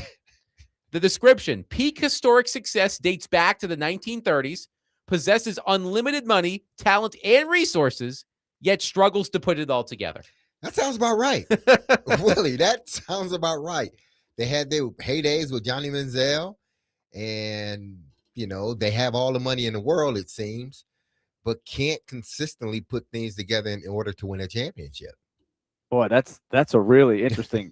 Somebody put some thought into this. I do think that lines up. That's good because it has been a source of frustration. Not maybe 50 years ago, but I think in the last 12 to 20 years, where you're starting to say, we've got resources, we've got a big country. This is a big deal. We need to pay attention to this World Cup thing, and we should be able to find 15 or 20 great players in our country. Our country's big enough. We got everything, but it's taken us this long to get this far.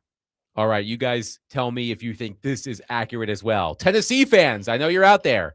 You are Mexico. Good enough to consistently make the postseason / knockout stage, but usually bows out early once they get there. Yeah, that's been Tennessee the last couple of years. Does the truth hurt, Tennessee fans? I don't know. Man. I'd love to hear a soccer fan / Tennessee fan weigh on that to say yay or nay. That's a match. Is that a bad thing though? Well, I don't know. I mean, I don't think it's consistently falling short. Yes, I'm saying consistently being in the being postseason. Good, you're always good. You know how I feel about this. If you're going to make the playoffs, I need you to win. Not everybody can win. There's only one team that can win. Only one team wins every 4 years. And there's 31 teams that don't win. But I would say this. I saw the game last night for Mexico. Man, that crowd. The game was in Mexico. Guadalajara, I think. Man, that thing was buzzing. And the game ended up 1-0. It was a freaky goal where the South Korean goalie made an error on a ball that he should have had. He ran into his own guy, and it kicked the ball. It just kind of batted the ball right back out to Mexico to score. But even though the score ended up 1-0, the crowd was so into it from the start to the finish. So the passionate fans that you would see in Knoxville, that's a match there. Let's run through some of the other SEC schools. Alabama, you are Italy, a legendary blue blood that has won championships across multiple generations, including this century. Auburn fans, you are Belgium, capable of elite chaotic peaks, but currently struggling through a major transitional phase. Georgia fans, you are Argentina, one of the top dogs right now, backed by an elite historical tradition. Texas fans, you are England, not just because you drink a lot, always burdened with massive media hype, but historically tends to underdeliver when it matters most. Wow, Texas fans. Well, England was the one that intrigued me the most, and I'm surprised a little bit that they went with Texas. I thought there might be some other ones, but yeah, I think that's a fit. I think that's a fit. The last time Texas won championship was what? I think Vince Young. Vince right? Young, right? Yeah, that was the 06. Vince Young year. Yeah, it's been a minute. LSU fans, you are France. So Texas has won more recently than England. So Yes. let's Yeah. make sure we know that. Like Yes. to defend the Texans a little bit here. Yes. LSU fans, you are France. You boast incredible modern success and elite talent pools, but you are prone to baffling, chaotic down years. Hmm. Ole Miss fans out there, you are the Netherlands. Incredible color scheme and elite branding. They're either making deep, thrilling runs or missing the postseason entirely. Yeah, that pretty much Wow. sums it up. Whether it's Hugh Freeze or Lane Kiffin. How about I this? think if you're one of these teams on either side, for college football especially, like it's an honor to be on the list, no matter what. Like it's pretty cool to just see this exercise. I think this is a riot. How about this? We'll move to the Big Ten for just a moment. Mhm. Michigan fans, you are Spain.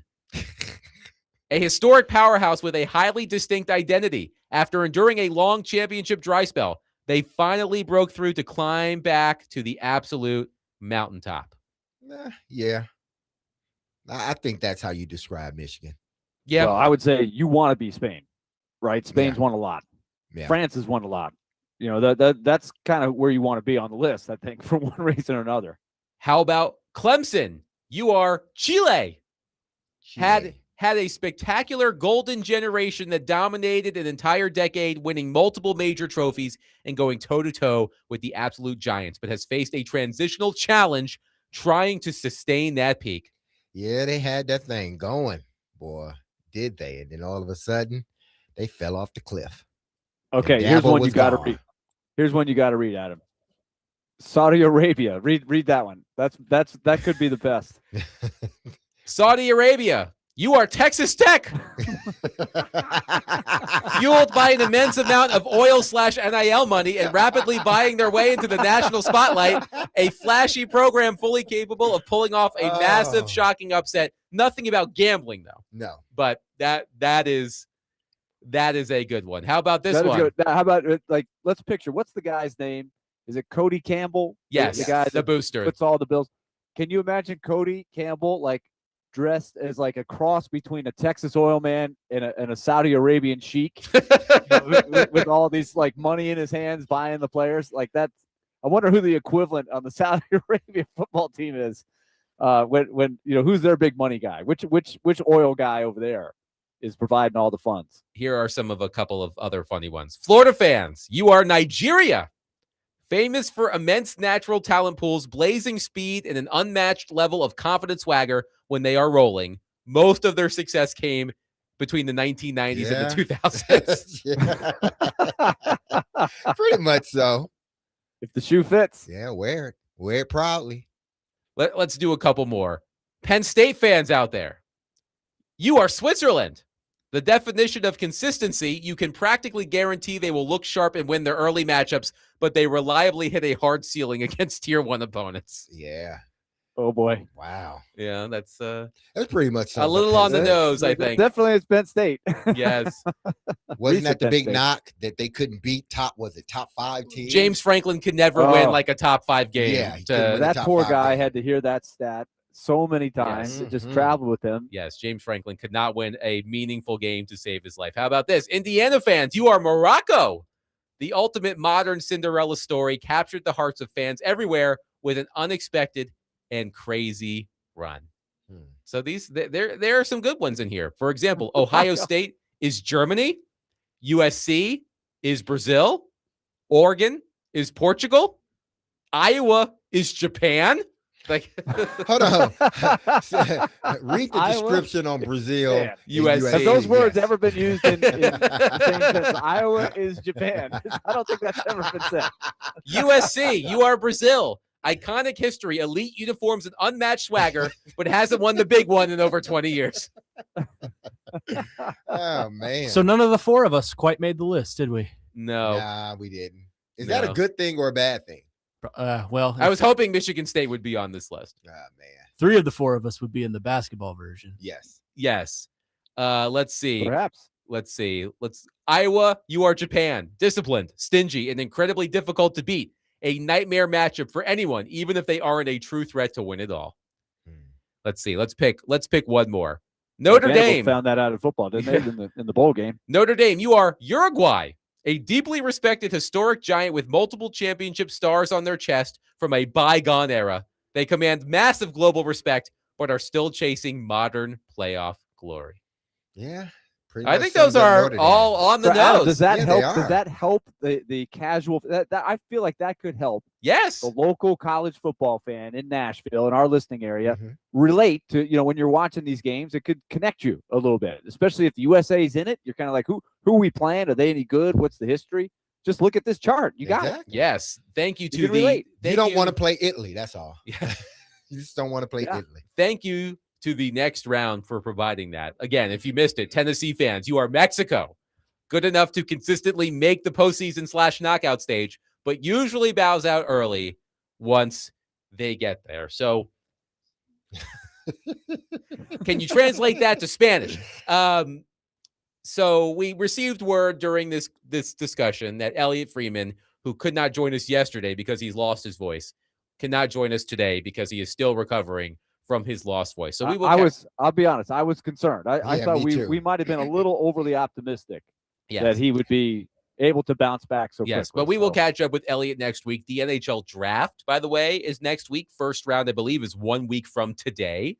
So we will catch up with Elliotte next week and hear more about that. I do want to highlight one thing that did happen in the NHL early this morning. It was broken, by the way, by Elliotte Friedman.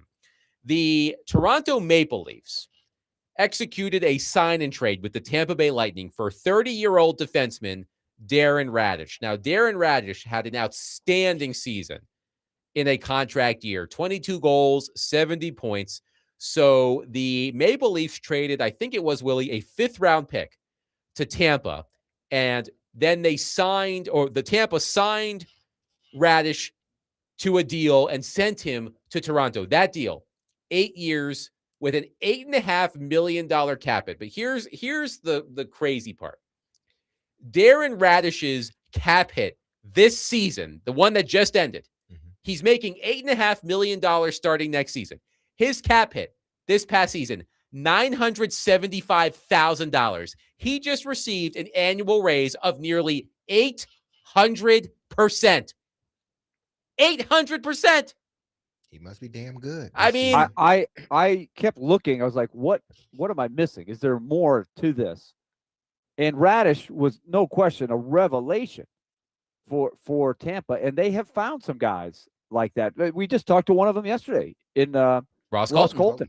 Yeah. He was a 4th-round pick who ended up being a really important, meaningful piece on a championship roster. And that is one way that Tampa has kept their window open.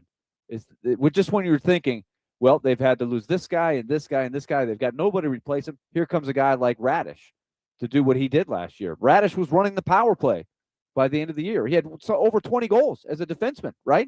Yes, 22, 10 on the power play. But at the same time, I guess Tampa didn't feel like they could pay him. Well, wouldn't you be skittish about giving a 30-year-old a nearly 800% annual raise?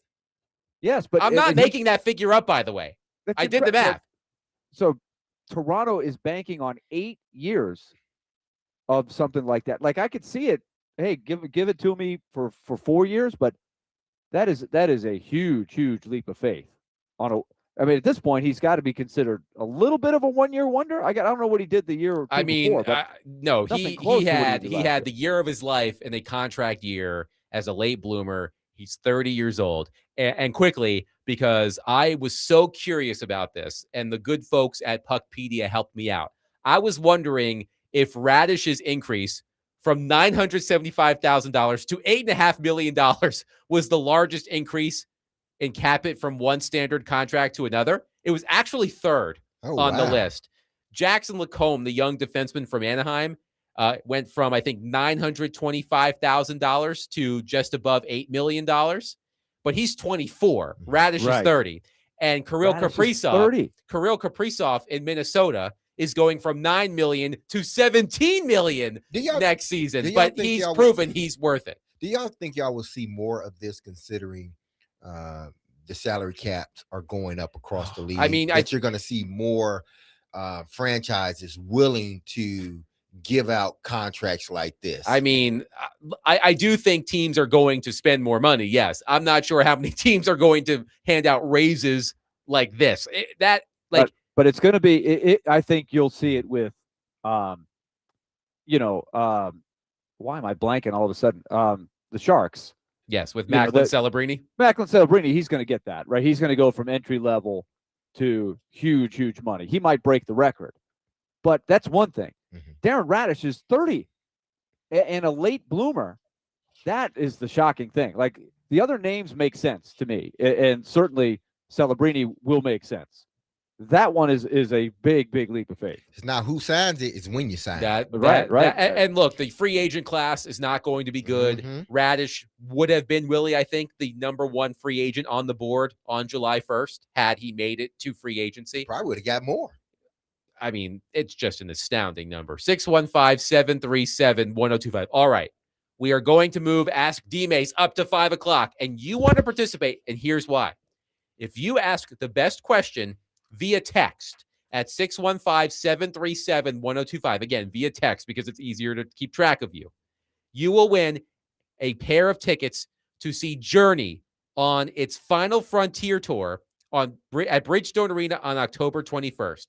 So if you want a pair of tickets to see Journey at Bridgestone Arena on October 21st, participate in Ask DMase right now. 615-737-1025. The best question for Derek, as chosen by Derek via text, will win a pair of tickets to see Journey in October. 615-737-1025. Willie Dunnick, Derek Mason, Adam Vingan, 1025 The Game.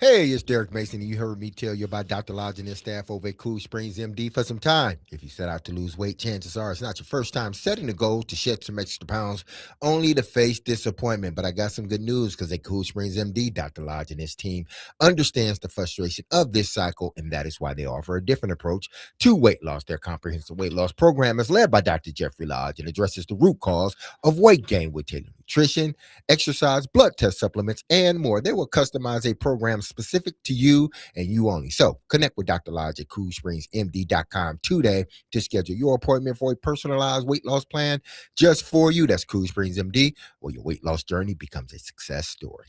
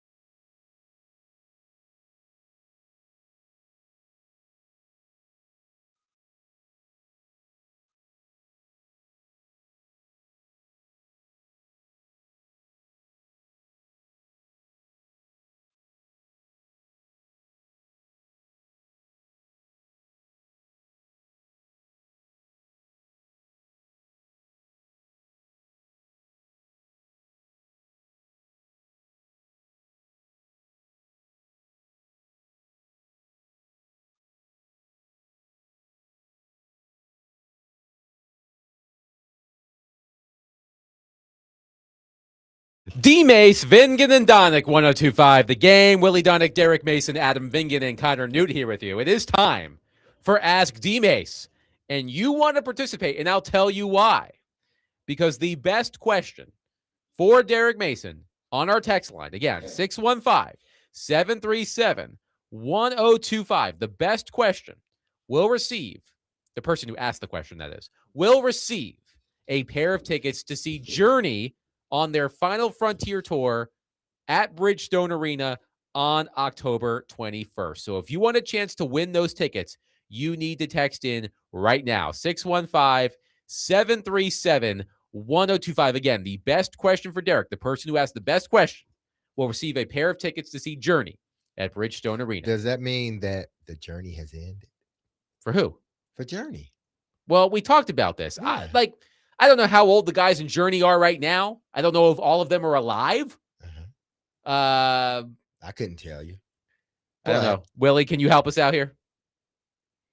There are a lot of them are alive. Of course, the famous story is that Steve Perry, the lead singer for all of the heyday, hasn't been with the group in a long, long time. So they've had a bunch of lead singers. So when you see Journey, you're not seeing the lead guy. You're seeing Journey. Well, don't ask. You're seeing the rest of the band. But of course, Journey they still without are the great knee. people. Yeah, and they've got great songs, and they found guys that sound similar, and It's like they the get the job done. Temptations. Yeah, but everybody's been. I mean, at least for me, if you told me that Steve Perry was going to be singing with them, that might mean something. But you're right. A lot of these bands, they perform with the different members of the original. It's hard to find the originals. Yes, and Derek, I do want your thoughts on this because one thing that Robbie and Ian like to do to Joe Rexroad in the morning to piss him off is bring up South Detroit from "Don't Stop Believin'," performed by Journey. Don't stop Because believing. Rexroad claims there's no such thing as South Detroit. No, we don't say South Detroit. That's not what we say. It's East Side, West Side.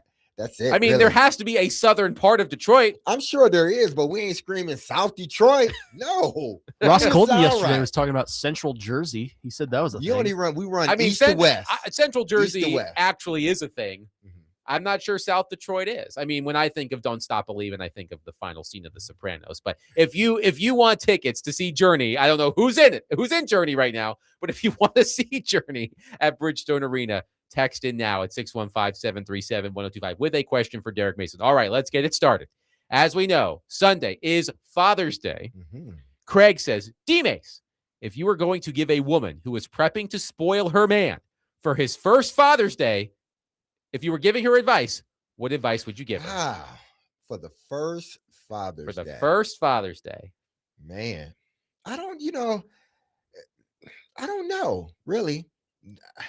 That's a hard one because, maybe you just allow him to spend time with the newborn, because that's Father's Day. He's become a new father. So especially depending on when you had the newborn and when Father's Day is, just let him have some time with the baby and just enjoy it. Or, let him just chill out by himself. Yes. Yeah, don't make him take care of the kid for a day. Exactly. Just let him chill out, because a lot of times what I found is this: if you just and sometimes it happens with women on Mother's Day. If you just let a father just chill out, he's gonna eventually just gravitate back toward everybody anyway, and he gonna end up, grilling or doing something anyway that day. So he's not gonna really chill out. So I mean, just enjoy your family. I remember my wife on Mother's Day was like, I just want you to go get me my favorite breakfast and let me eat it outside without the kids bothering me for like 30 minutes. And I'm like, okay, I also got her flowers, but she wanted the quiet breakfast. Willie, do you have any advice for Craig? Oh boy, that's a tough one, ain't it, Willie? I do think that's a tough one. I don't know. The enthusiasm's going to be there because it's so new. Exactly. Right. So I don't think you can go wrong. But don't you think, like, when you were, at least for me, I know, becoming a new parent, even on Father's Day, I still wanted to be around. You still want to be there and do stuff, and it's a chill day, but it's your day. So just tell your girl, just let me do me that day. If I choose to go play golf for a while, let me go play golf. If I want to play video games, let me play video games. If I want to cut the grass in the backyard, just let me do that. Just let me do me for a couple hours. I think that's very sound advice. There we go. All right, Craig, there you go. All right. One texter says, Derek, did you ever want to be a high school principal? No. Can you imagine Principal Mason? I can. No, I didn't want to be a principal. But the funny thing is that I did want to be an educator going into college, but that quickly changed.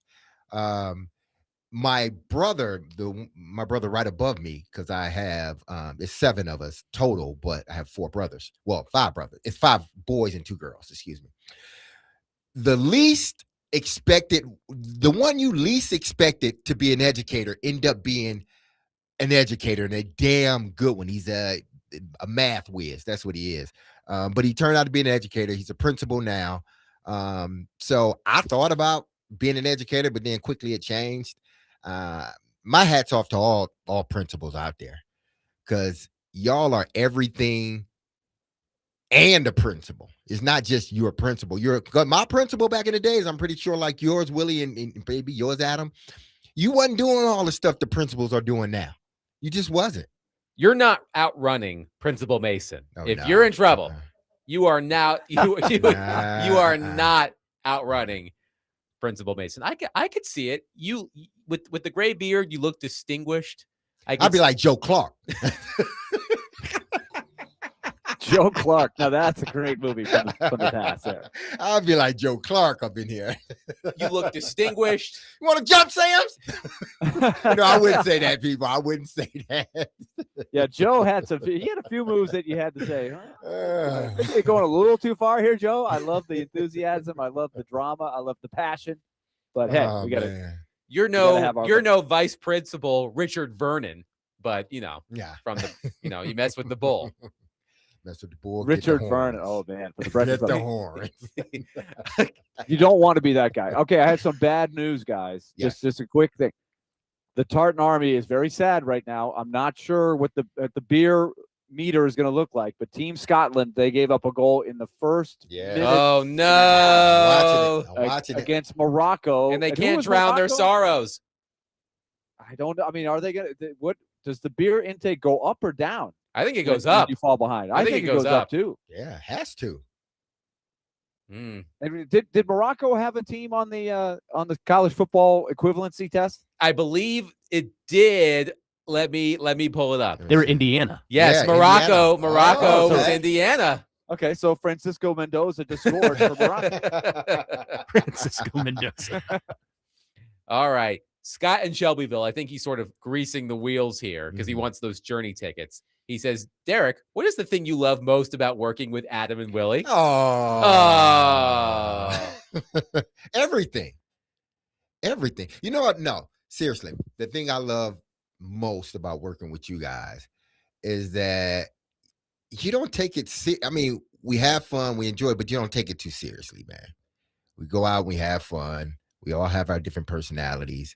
And that's the one thing I really do enjoy, coming in here knowing that I'm going to laugh. Somehow, some way, I'm going to laugh either at Adam, at Willie, or at Connor, or at myself. So, how touching. and y'all both are smart as a whip. So there you go. Connor, that's yeah. All right, we're moving on. That song may come in handy with another question later. Skylar says, yo, DMase, which is the better prank? Draining cream-filled donuts and then refilling them with mayonnaise and setting them on the counter at work for everybody to enjoy, or putting laxatives in the coffee pot at work when making a fresh pot of coffee first thing in the morning? What would be the worst is the laxative in the coffee. Mm-hmm. You may catch one with that one. You may catch a haymaker if somebody find out you put laxative in the coffee. The one that would be the funniest is the mayonnaise inside of the donut. Well, it's a good thing I don't like cream-filled donuts, so I wouldn't eat them. So I would not be caught by that prank. Yeah. But man, just think, you go in there, because Willie likes to come and get his coffee every day before we get on there. Willie loves to pound the coffee on the show. He goes in there, he gets his cups of sugar, he gets his sugar, his cream, his coffee.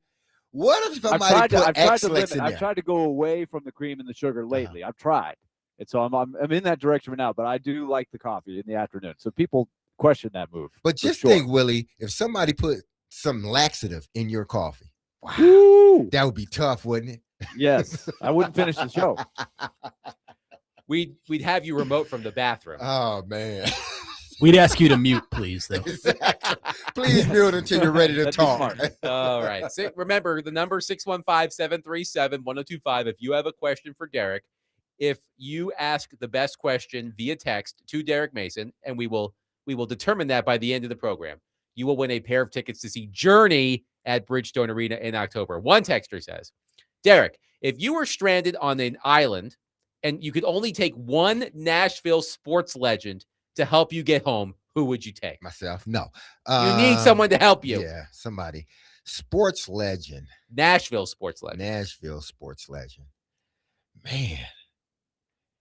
Is it okay? Would they need to do they need to have like some physicality to It's them? up to you. Are you looking for someone with brawn? Are you Exactly. looking with, That's what I'm are you saying. looking for someone with brains? Hmm. I might suggest Eddie George. I got I mean muscle. I just need somebody that can be, if I need the muscle, you can help. How about Big Jeff? Yeah, Big Jeff. That'd be good. He's paid now. He can help. He can help. But are they talking retired? No, or, any Nashville sports legend, active or but retired. Jeff is not a legend though. I mean, He's damn good. He will eventually be a legend.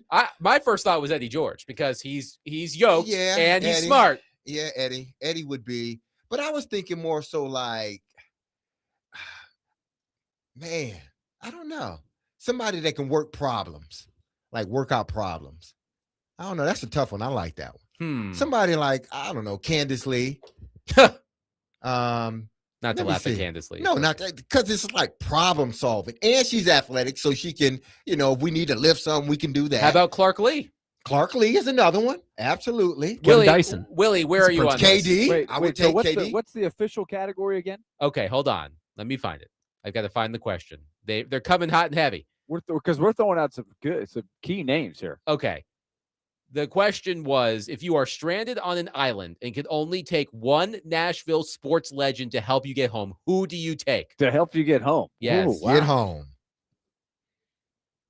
Jeez. One texter is suggesting Jordan Tutu from the Nashville Predators. That's a great suggestion. Well, now Jordan Tutu. How about Pecorine? He's tall. Yeah. He can reach well, things. I'm thinking like, how are we going to get back? Are we getting back, or are we just trying to survive until the boat shows up? No, we I got to think get those are back. two- Now we're those getting are two technical. strategies, right? Exactly. You know who I Like, wouldn't we're take? We're not swimming for it. I'll tell you right? who I wouldn't take. We got too Hal far Gale. to swim. You ain't taking wouldn't Hal? say- I'm not taking Hal. I think he would. man. I think he would be a little. I think he would be joking around a little bit too much. I don't think he would take it seriously. I mean, he's big, he's strong, but I don't know if I can trust him. I think if you brought the beverages, he'd be okay. Yeah. Yeah. Okay. I'm picturing a situation where you're not going to have a lot of amenities, right? We're going to have to get some survival skills here. We got a plan. Yes. We need to have some knowledge of That's what I'm where do we need saying. to go. Is there a way to get in touch with people? Like, we need resourceful. Exactly. Like Jordan Tutu has been now.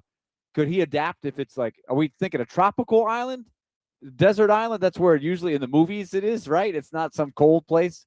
Is Nick Frazier none of it? considered a legend? In his own mind. I'll Well, take see, Nick. that's always See? the default answer, right? That's a default answer. That's the default right there. Oh man, that's a good question. Yeah, it is a really good one. Okay, a couple of suggestions. Bruce Matthews is a suggestion.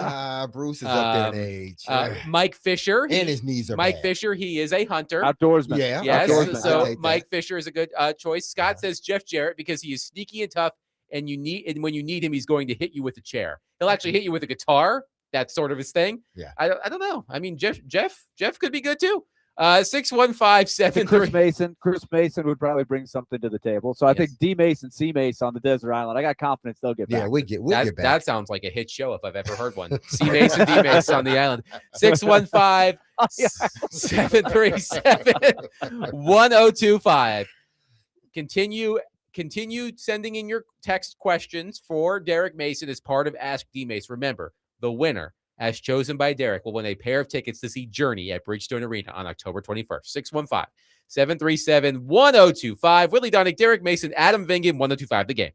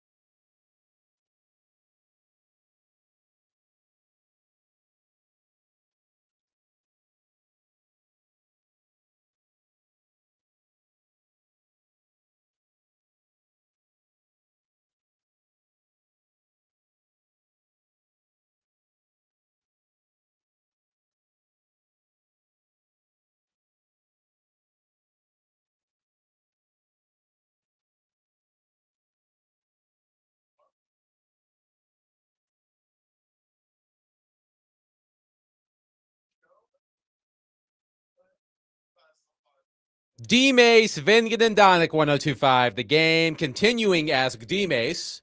Remember, get your questions in now via text 615-737-1025. The best question, the person who asked that question, will receive a pair of tickets to see Journey at Bridgestone Arena in October. A lot of people love this idea of a Nashville sports legends survival show. By the way, somebody somebody suggested George Plaster for the storytelling. How do you think Derek Mason and George Plaster would do on a stranded island, Will? Oh, we'll be great. I think we'll be great. Well, the one thing you got, I mean, there's no question you would be entertained. Mm-hmm. You would have great conversation. I'm not sure about George in the survival skill category. Well, Derek, they said that on the other side of the island, that if we go over there, we'll be just fine. I remember Willy Donald. That's right. Now hold on, Derek. Go get me that coconut. Back when I was announcing for Memphis State, he would get reminiscent. He would reminisce. Derek, I remember when you guys won at Jacksonville. It was like y'all were on the island by yourself, just like now. Right. And at some point, you'd have to go, George, this is great, but how are we going to get back home? George's ears should be burning right about now. All right. One texter says, Derek, if NFL rules allowed you to legally use one cartoon sound effect on the field every time you made a big play or a hit, which sound are you picking? Is that that's Cars? Was that Ferris Bueller? Yeah, I was going to say that was for Ferris Bueller. You're thinking ka-chow. Yeah, ka-chow. Yeah, that would be me. You're getting your ka-chows confused with your ka-chow. Bow, That would wow. be the sound. I make a catch. I make a touchdown. There you go. That would be my sound effect. Oh man, That's an interesting question. I like that. That's a creative. Joey wants to note that Willy Donnick is also a Nashville sports legend, so you could take Willy Donnick with you to the stranded island. Of course. I also have not a lot of survival skills either. We won't be surviving together, Yeah. I guess. I like camping in the woods. We've had this discussion. Like what did you call it, Adam? What's the term? Did you get the cabin? You get some amenities. Oh, glamping. Glamping. Right. You're not glamping on this stranded island. Yeah, like if you're a child, you say, Willie, we got to get some stuff and make a tent. Find some food in the woods. I don't know. I don't think I can help you much. I'm not much help. I could try. Hey, we got to go out and catch some fish, Willie. Oh, another skill that my uncles, boy, they get all over me. Like, you can't fish worth a nickel, man. We'll find a way to fish. Yeah. We'll get it. Because I got some people that take pride in the family, the ability to catch fish and do stuff like that. I am below par. I'm imagining Willie and Derek using spears to try to catch fish in shallow water. Or just try to grab one out of the water, with the quick. Willie, there it is by your foot. Get it.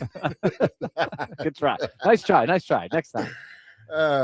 Oh man. Okay. One texter says, Derek, you can only wear one pair of shoes the rest of your life. Which shoes? House shoes.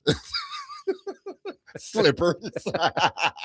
Those aren't practical outside, though. Yes, they are. If you get the ones with the rubber bottom, absolutely. Crocs. No, I'm not a Croc person, but give me some house shoes. Okay. Every day. The one with the fur inside, because if it get cold, I want to be able to keep my feet warm. One texter says, when you got your Madden rating back, did you cry in secret? No, I mean. Do you remember what your Madden ratings were? No. I mean, at times they were always in, I guess, 70s, 80s, somewhere around there. I don't know. Technology has changed. Yeah, a lot. Back then, Madden ratings wasn't a thing. You saw them, but it wasn't like they were plastered all over social media because there were barely any social media. I'm trying to find your Madden rating. I would say in my heydays, I was, Okay, according to this website, I don't know how accurate this is. Your peak was 92 overall. Yeah, that's what I kind of figured. In 2005. Yeah. Wow. Look at that. Yeah. So I'm sure it was in 2000, 2001, 2002, 2003, 2004, 2005. Those years, 5-6 years, they were up there. When So- you broke into the NFL, what abysmal. was your first full season in the NFL? Like as 90 as it an was the everyday 90 receiver. Oh, as an everyday wide receiver. Yes. 2000, we went to Super Bowl in 99. It was that next season, so it was 2000, 2001 season. Okay, so It was the middle of the season when I became, after like 6 games, I became all a right. full-time So starter. starting in Madden 2000, here are your ratings: 77, Yes. 76, Yes. 77, Yes. 82, Yes. 87, Yeah. 91, Yes. 92. Yes. You peaked at 92 in There we Madden go. 2006, which was your first season in Baltimore. Mm-hmm. Yeah, spots work. That's about right. That's The impressive. improvement, the steady improvement. Look at about that. Right. That's like, just Do they have improve each and ratings for every the year. kick returner, or is that part of the overall? It's a number? part. I think That it's a was part the of over. That overall. was the overall. Let me see if you have got your special teams grade here. I don't see it. Your speed peaked in the low 90s. Yeah. So there you go. There Look we at go. that. I've got to find one of my old copies of Madden. I wasn't a blazer. I was just a good runner. That's all. One texter says, DMase, your daughter danced with my sister at Green Hills School of Dance. Yes, I remember that. My question is, do you think football players could develop better footwork by taking dance classes? Absolutely. There's nothing wrong with great dance question. classes. Whether it's dance, ballet, yoga, there are certain things, several things that, especially now, because you're trying to find, that extra edge. Guys are doing what would have been unconventional back then, at least in my years. It's more so conventional now, whether it's dance or ballet or whatever the case may be. We did have one text, which I can't find at the moment. I will find it so that we enter you into the competition. But I am paraphrasing here. This texter, here it is. I found it. DMase, what's the best choice of music to listen to while alone with a lady friend you're attempting to woo? Man, you know what? This is what I've always. There we go. Keep it playing, Connor. Okay, this is what, especially as I've gotten older. More so, it doesn't have to be songs with words. Oh, Just yeah? a nice beat, a nice, just like, it's almost like a relaxing beat. Like it sets the mood, man. Just throwing some background noise. It don't have to be words, throw it on and there you go. That's what happened. Willie, anything to add? Oh, I think my girlfriend likes it. So it depends She on likes where we are in the night. Where is it like Oh, early evening? Are we setting the table for? I think. I can't hear what. Hey, Willie, stop. I'm messing with you, Willie. Well, no, we're playing Marvin Gaye. We're Let's playing get it Marvin on. Gaye. Oh, okay. Yeah. Yeah, So, maybe a little. That's maybe a little too obvious. I Yeah. might have a Yeah. little more subtle vibe, a little bit, but I That's think why I said- early in the evening you got to go one way, and then later in the evening you got your go-tos there. That's why I always, because I listen to this channel on YouTube, and you get live 24 hours, and it just plays like Caribbean like music, not necessarily words, but it's like a vibe you get in. It's like a flow and A it's little steel relaxing. drum. Yeah, it's just Yeah. because you're not paying attention to the words. You're just letting the beat just kind of take you where you need to go, man. Just let it flow. All right. That's all. Keep that in mind for Father's Day. Yeah. Gino says, hey, DMase, serious question. I was wondering if it's okay for me to wish somebody happy Juneteenth if I happen to be lacking in the melanin count department. Yes, you can. I'm There's nothing- Irish Italian. Would it Listen. be awkward, disrespectful, or would it be taken as a pleasantry like I am intended? I am inclusive. Okay. Listen, if you want to go out and tell someone Happy Juneteenth, by golly, do it. There's too many people trying to divide us. So go in there and tell everybody you see, every black folk you see, every white, Juneteenth. Happy Juneteenth. So yeah, you can say ain't nothing wrong with that. All right, Gino, you have Derek's permission. One texter says, what was the most embarrassing moment of your career? Wow, the most embarrassing moment of my career. Oh man, it happened in college. Two. One happened in college, one happened in the NFL. In college, first time getting in the game, I do a zag motion, which is into the line of scrimmage and back up, but you got to go past the center quarterback. You got to get at least to the center quarterback. So I'm running full speed. Phew! I go to turn around, I slip and fall. Oh, that was so embarrassing. That was so embarrassing. That happened. I think it was my freshman year at Michigan State, freshman or sophomore year.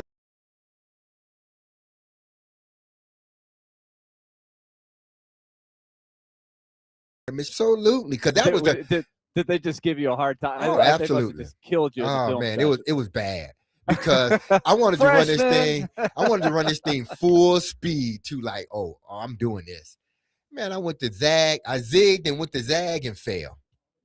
That's what happened. And then we were in Green Bay, and I had a good game that day. I had ended up with 2 touchdowns that day. This was my 3rd year in the NFL, I believe.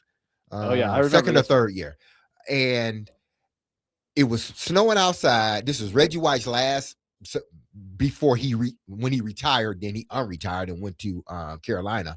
But this was supposed to be Reggie White's final game. So snowing in Lambeau. I mean, historic. Nothing like that stadium. I mean, that stadium is probably the best stadium I've been in when you're talking about nostalgia and everything like that. But it was 4th down. They were kicking the ball to us, punting it to us.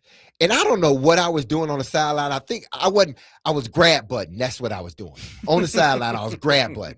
And they were like, Mason, get out there. So I'm like, oh, heck. So I just run out to the field.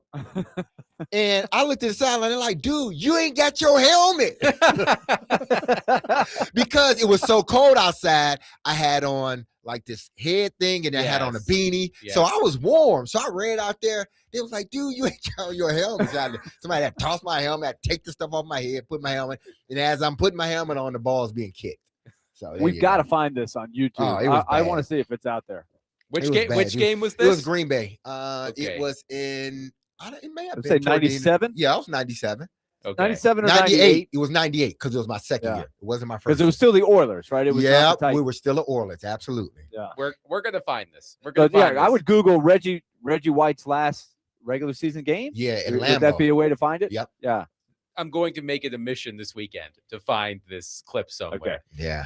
Oh, excellent participation in Ask DMase. We will confer with Derek during the break, and if you asked the winning question, we will be in touch with you shortly. 615-737-1025. We'll wrap up the show and the week. Coming up next, Willy Donick, Derek Mason, Adam Vingan, 1025 The Game. Do you want to give it to the person? That's the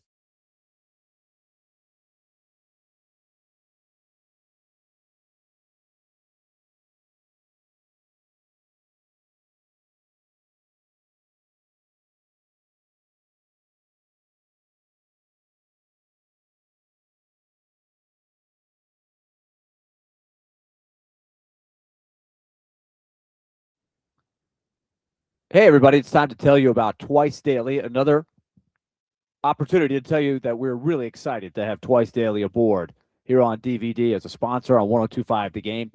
And their message is simple. As we get ready for the weekend, this is just another one of those days. You've had a tough week. You've been running around all day. You've been working hard. And it might dawn on you, oh, man, what do I do for dinner? What's going on? That's where Twice Daily comes in, especially if you're a part of their rewards program. You want to find out about that when you go by there, any of their locations. The Twice Daily Rewards Program unlocks special discounts, savings. You can enter into sweepstakes and so much more. But also, if you just need to grab a quick meal, a hot, fresh pizza, order ahead in-store or get it delivered. It's one less thing to worry about. It's super convenient. Twice Daily. Pizza's easy, even when life isn't. So make sure you become a member of the Daily Rewards Program from Twice Daily. Fresh all day.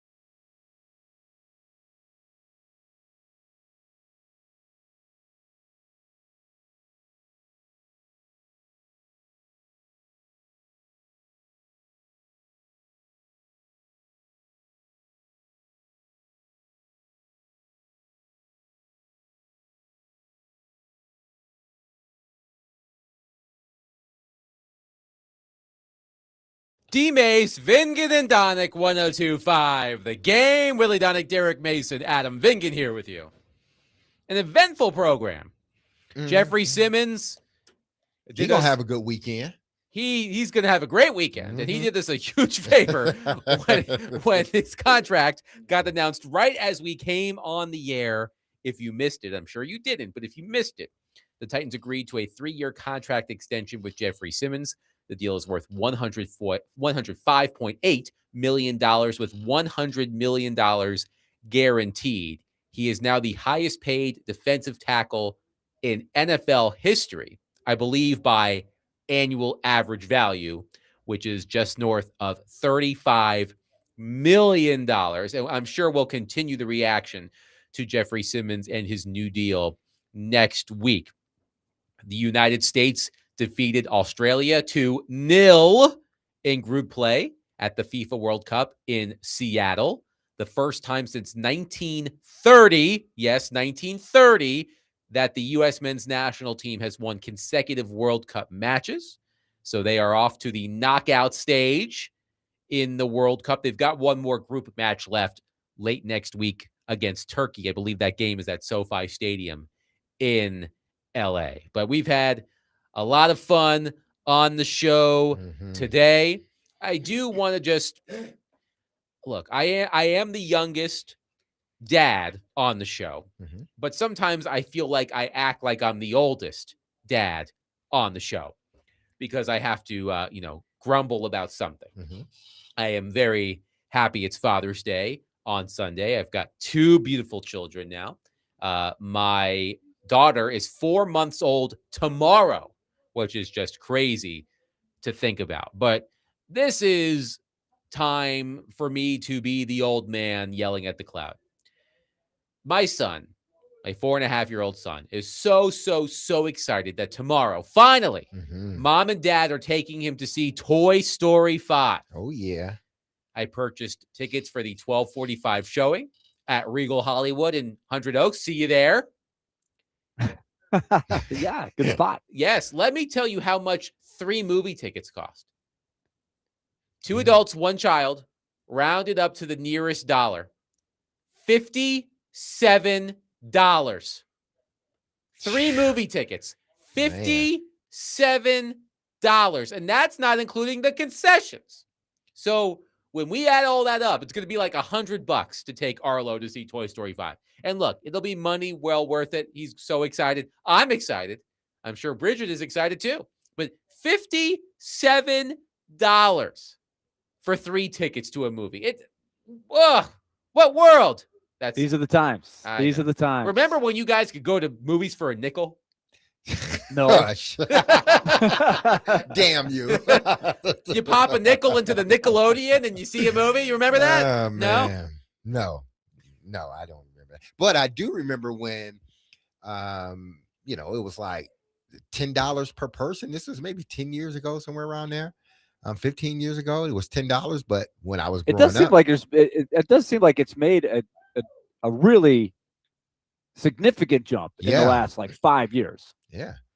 Maybe 10 years. I mean, we know the times are changing. There's not as many movies at the theater. Like that used to be like the hangout, right? You would go like, how are we going to go see all these summer movies? We got to keep going back. Like, are we going to try to stay in the theater? Like I remember you ride the bikes, you get in there, you purchase the tickets for one movie, you sneak around, slide down to another theater, watch the end of another movie. Like we used to have all the tricks. It's not a hangout anymore. No, I have a friend who is a major cinephile, and he goes to multiple movies a week, and he's got one of those like passes, where you a membership. Like right. now it's almost like a Spotify or a Netflix. Like you can purchase a membership, just like subscription basically, where if you use it a certain amount of times, it's worthwhile as long as you keep going. But the last time, I like going to the movies. My wife does not enjoy going to the movies, so I usually go to the movies with my son. And the last time I took him to a movie was on Black Friday. That's how long it's been since I've been to the movies. So I can't justify paying for the subscription service because I don't go to enough movies. But again, $57. That's a lot to a movie, and that's before That's before the concessions. Exactly. There we Yeah. go. And Arlo, he's already got his concessions picked out. He likes Daddy's favorite snack. I introduced him to my favorite movie snack, and he's very excited about my movie snack. I am a popcorn, no butter, mixed with bunch of crunch kind of guy. Okay. And Arlo, Huh. he's into it. So he's already asking Okay. about the chocolate candy. So You know what, Adam? I wondered if you were going to bring out because I have some friends. I think we've all met this species, right? The movie tickets are a little expensive. You're trying to save a few you bucks. sneak in the candy. You sneak in the Ah, candy. nothing You wrong go with to the- that. you That's go to me, the pal. convenience store, Nothing and wrong with you that. get the pockets going. You slide a little bit of this, a little bit of that in the pockets. You and know, maybe I still should do it. maybe I should do that on my way home. But you know what? Just my luck. Someone from Regal Hollywood is listening right now. When I told them when I'm coming to the movie, they're like, Yep. "All right, this guy Adam, he's coming for the 12:45 showing tomorrow of Toy Story 5. Check his wife's purse." I used to work at a movie theater. We don't check that. I promise you. Mm-mm. Yeah, they pretend like they check. They don't check. They don't check. They don't check. So My favorite story of that is the next level in college, and this is the era that we used to go. You know, my buddies on the basketball team for Vanderbilt, we used to go all the time. Night before game, that was like what we didn't even care what the movie was. We're gonna find something. We're just going to the theater. But one night, my roommate, I'm not gonna name him, but people, if they know the era, they could probably figure it out one way or the other if you know. But he brought in a number of beers to the movie. I remember the movie we went to see. This is going to date me, but it was Wayne's World, the original. Wayne's And- World. Great movie. We were laughing. We were having a great time. It was a good movie. And he fumbled one of the beers in his coat. It was winter time, and you could hear it rolling all the way down the aisle. It was like rolling. But there were, there's not that many people in the theater, and so it was the funniest sound because everybody in the theater knew, like, somebody snuck beer in here. we used to. One thing I always enjoy when I go home to visit my parents, it's always interesting to see which establishments, which local restaurants, which stores have survived after all of these years. Mm-hmm. And there was a place not too far from my parents' house called Cinema Cafe. It's one of those places where you can, like, it's a restaurant, but also a movie theater. And spent a lot of times there, you know. I was surprised to see it still open the last time I went home. I thought for sure it would have closed down. But to me, I'm not like a huge well, let me tell you this. So the same let me ask you this question, guys. So this same friend I told you about, who's the major cinephile, who goes to multiple movies a week. Here are two things he does. One, he does not enter the theater until the previews are over because he does not want movies being spoiled by previews. Oh, I can understand that. Two, he does not eat or drink during movies at all. Gosh, he's disciplined. I mean, that's Yeah. one That word is for it. disciplined. That's tough. Yeah. It's tough. It's tough not to eat or drink anything. I think I've probably done it, but rarely. I like to have I like to have something. snacks there. Yeah, and I'm a preview guy. Yeah, I'm I love fine with- previews. It's gotten ridiculous how long the previews are now, though. It's like you're trying to figure out how long are we going to be here. You try to figure out how long the movie is, but those previews, man, they are too long. There's too many of them. He does have a point. Some previews tell you too much of the movie, and that is a spoiler. When I was a kid, I would always get upset when you would see a preview and there was something in the preview that didn't make it into the actual movie. You're like, what was in the preview? That joke was in the preview and it's not in the movie? It ain't make the cutting room floor. I guess. And then I there's guess the not. opposite, where like the only good parts of the whole movie Is that are in the preview.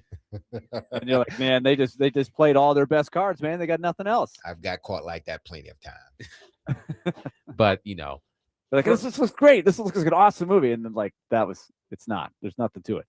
but just a quick note. It is Father's Day weekend. We're all fathers. A lot of you are fathers. We appreciate all of the fathers out there. This is your weekend. You do you, okay? If you want to do whatever you want, tell the missus, I'm going to do what I want. It's my day. Say it just like that. Say it Exactly. just like that. See where that gets you. Say it just like that, Exactly. and see what happens. See where that gets you. I dare you. May get you on the couch. Not on Father's Day. Oh my goodness. You sleep on the couch. You're so upset. You sleep on the couch. Oh, But man. that'll do it for us today and this week. We had a wonderful time with all of Yes. you. We hope you had the same with us. You know what? I don't like to do this too often because it's self-serving, but I do want to read one text message Yes. from a devoted listener, Joey from Bellevue. Joey says, you guys have an awesome Father's Day. I appreciate all three of you. It's a great distraction from our everyday life. And you know what? That's what we're here for. We're here to distract you. We're here to educate you. We're here to make you laugh. We're here to make you mad sometimes. But that's what the beauty and joy of this job is. So we hope you have a wonderful Father's Day weekend. Be safe. We will talk to you Monday at 3 o'clock. Be loved. Love on your people. Have a safe, blessed, and wonderful day. I love you. The team loves you. You hear that music? Don't you forget about us, because we will not forget about you. We will be back on these airways Monday at 3 p.m. on 102.5. I'm going to say this. Happy Father's Day to all the fathers out there. I see you. I love you. Happy Father's Day to Willie. Happy Father's Day to Adam and everybody else. And as I always say, we're going to be talking and You're going to be listening. peace.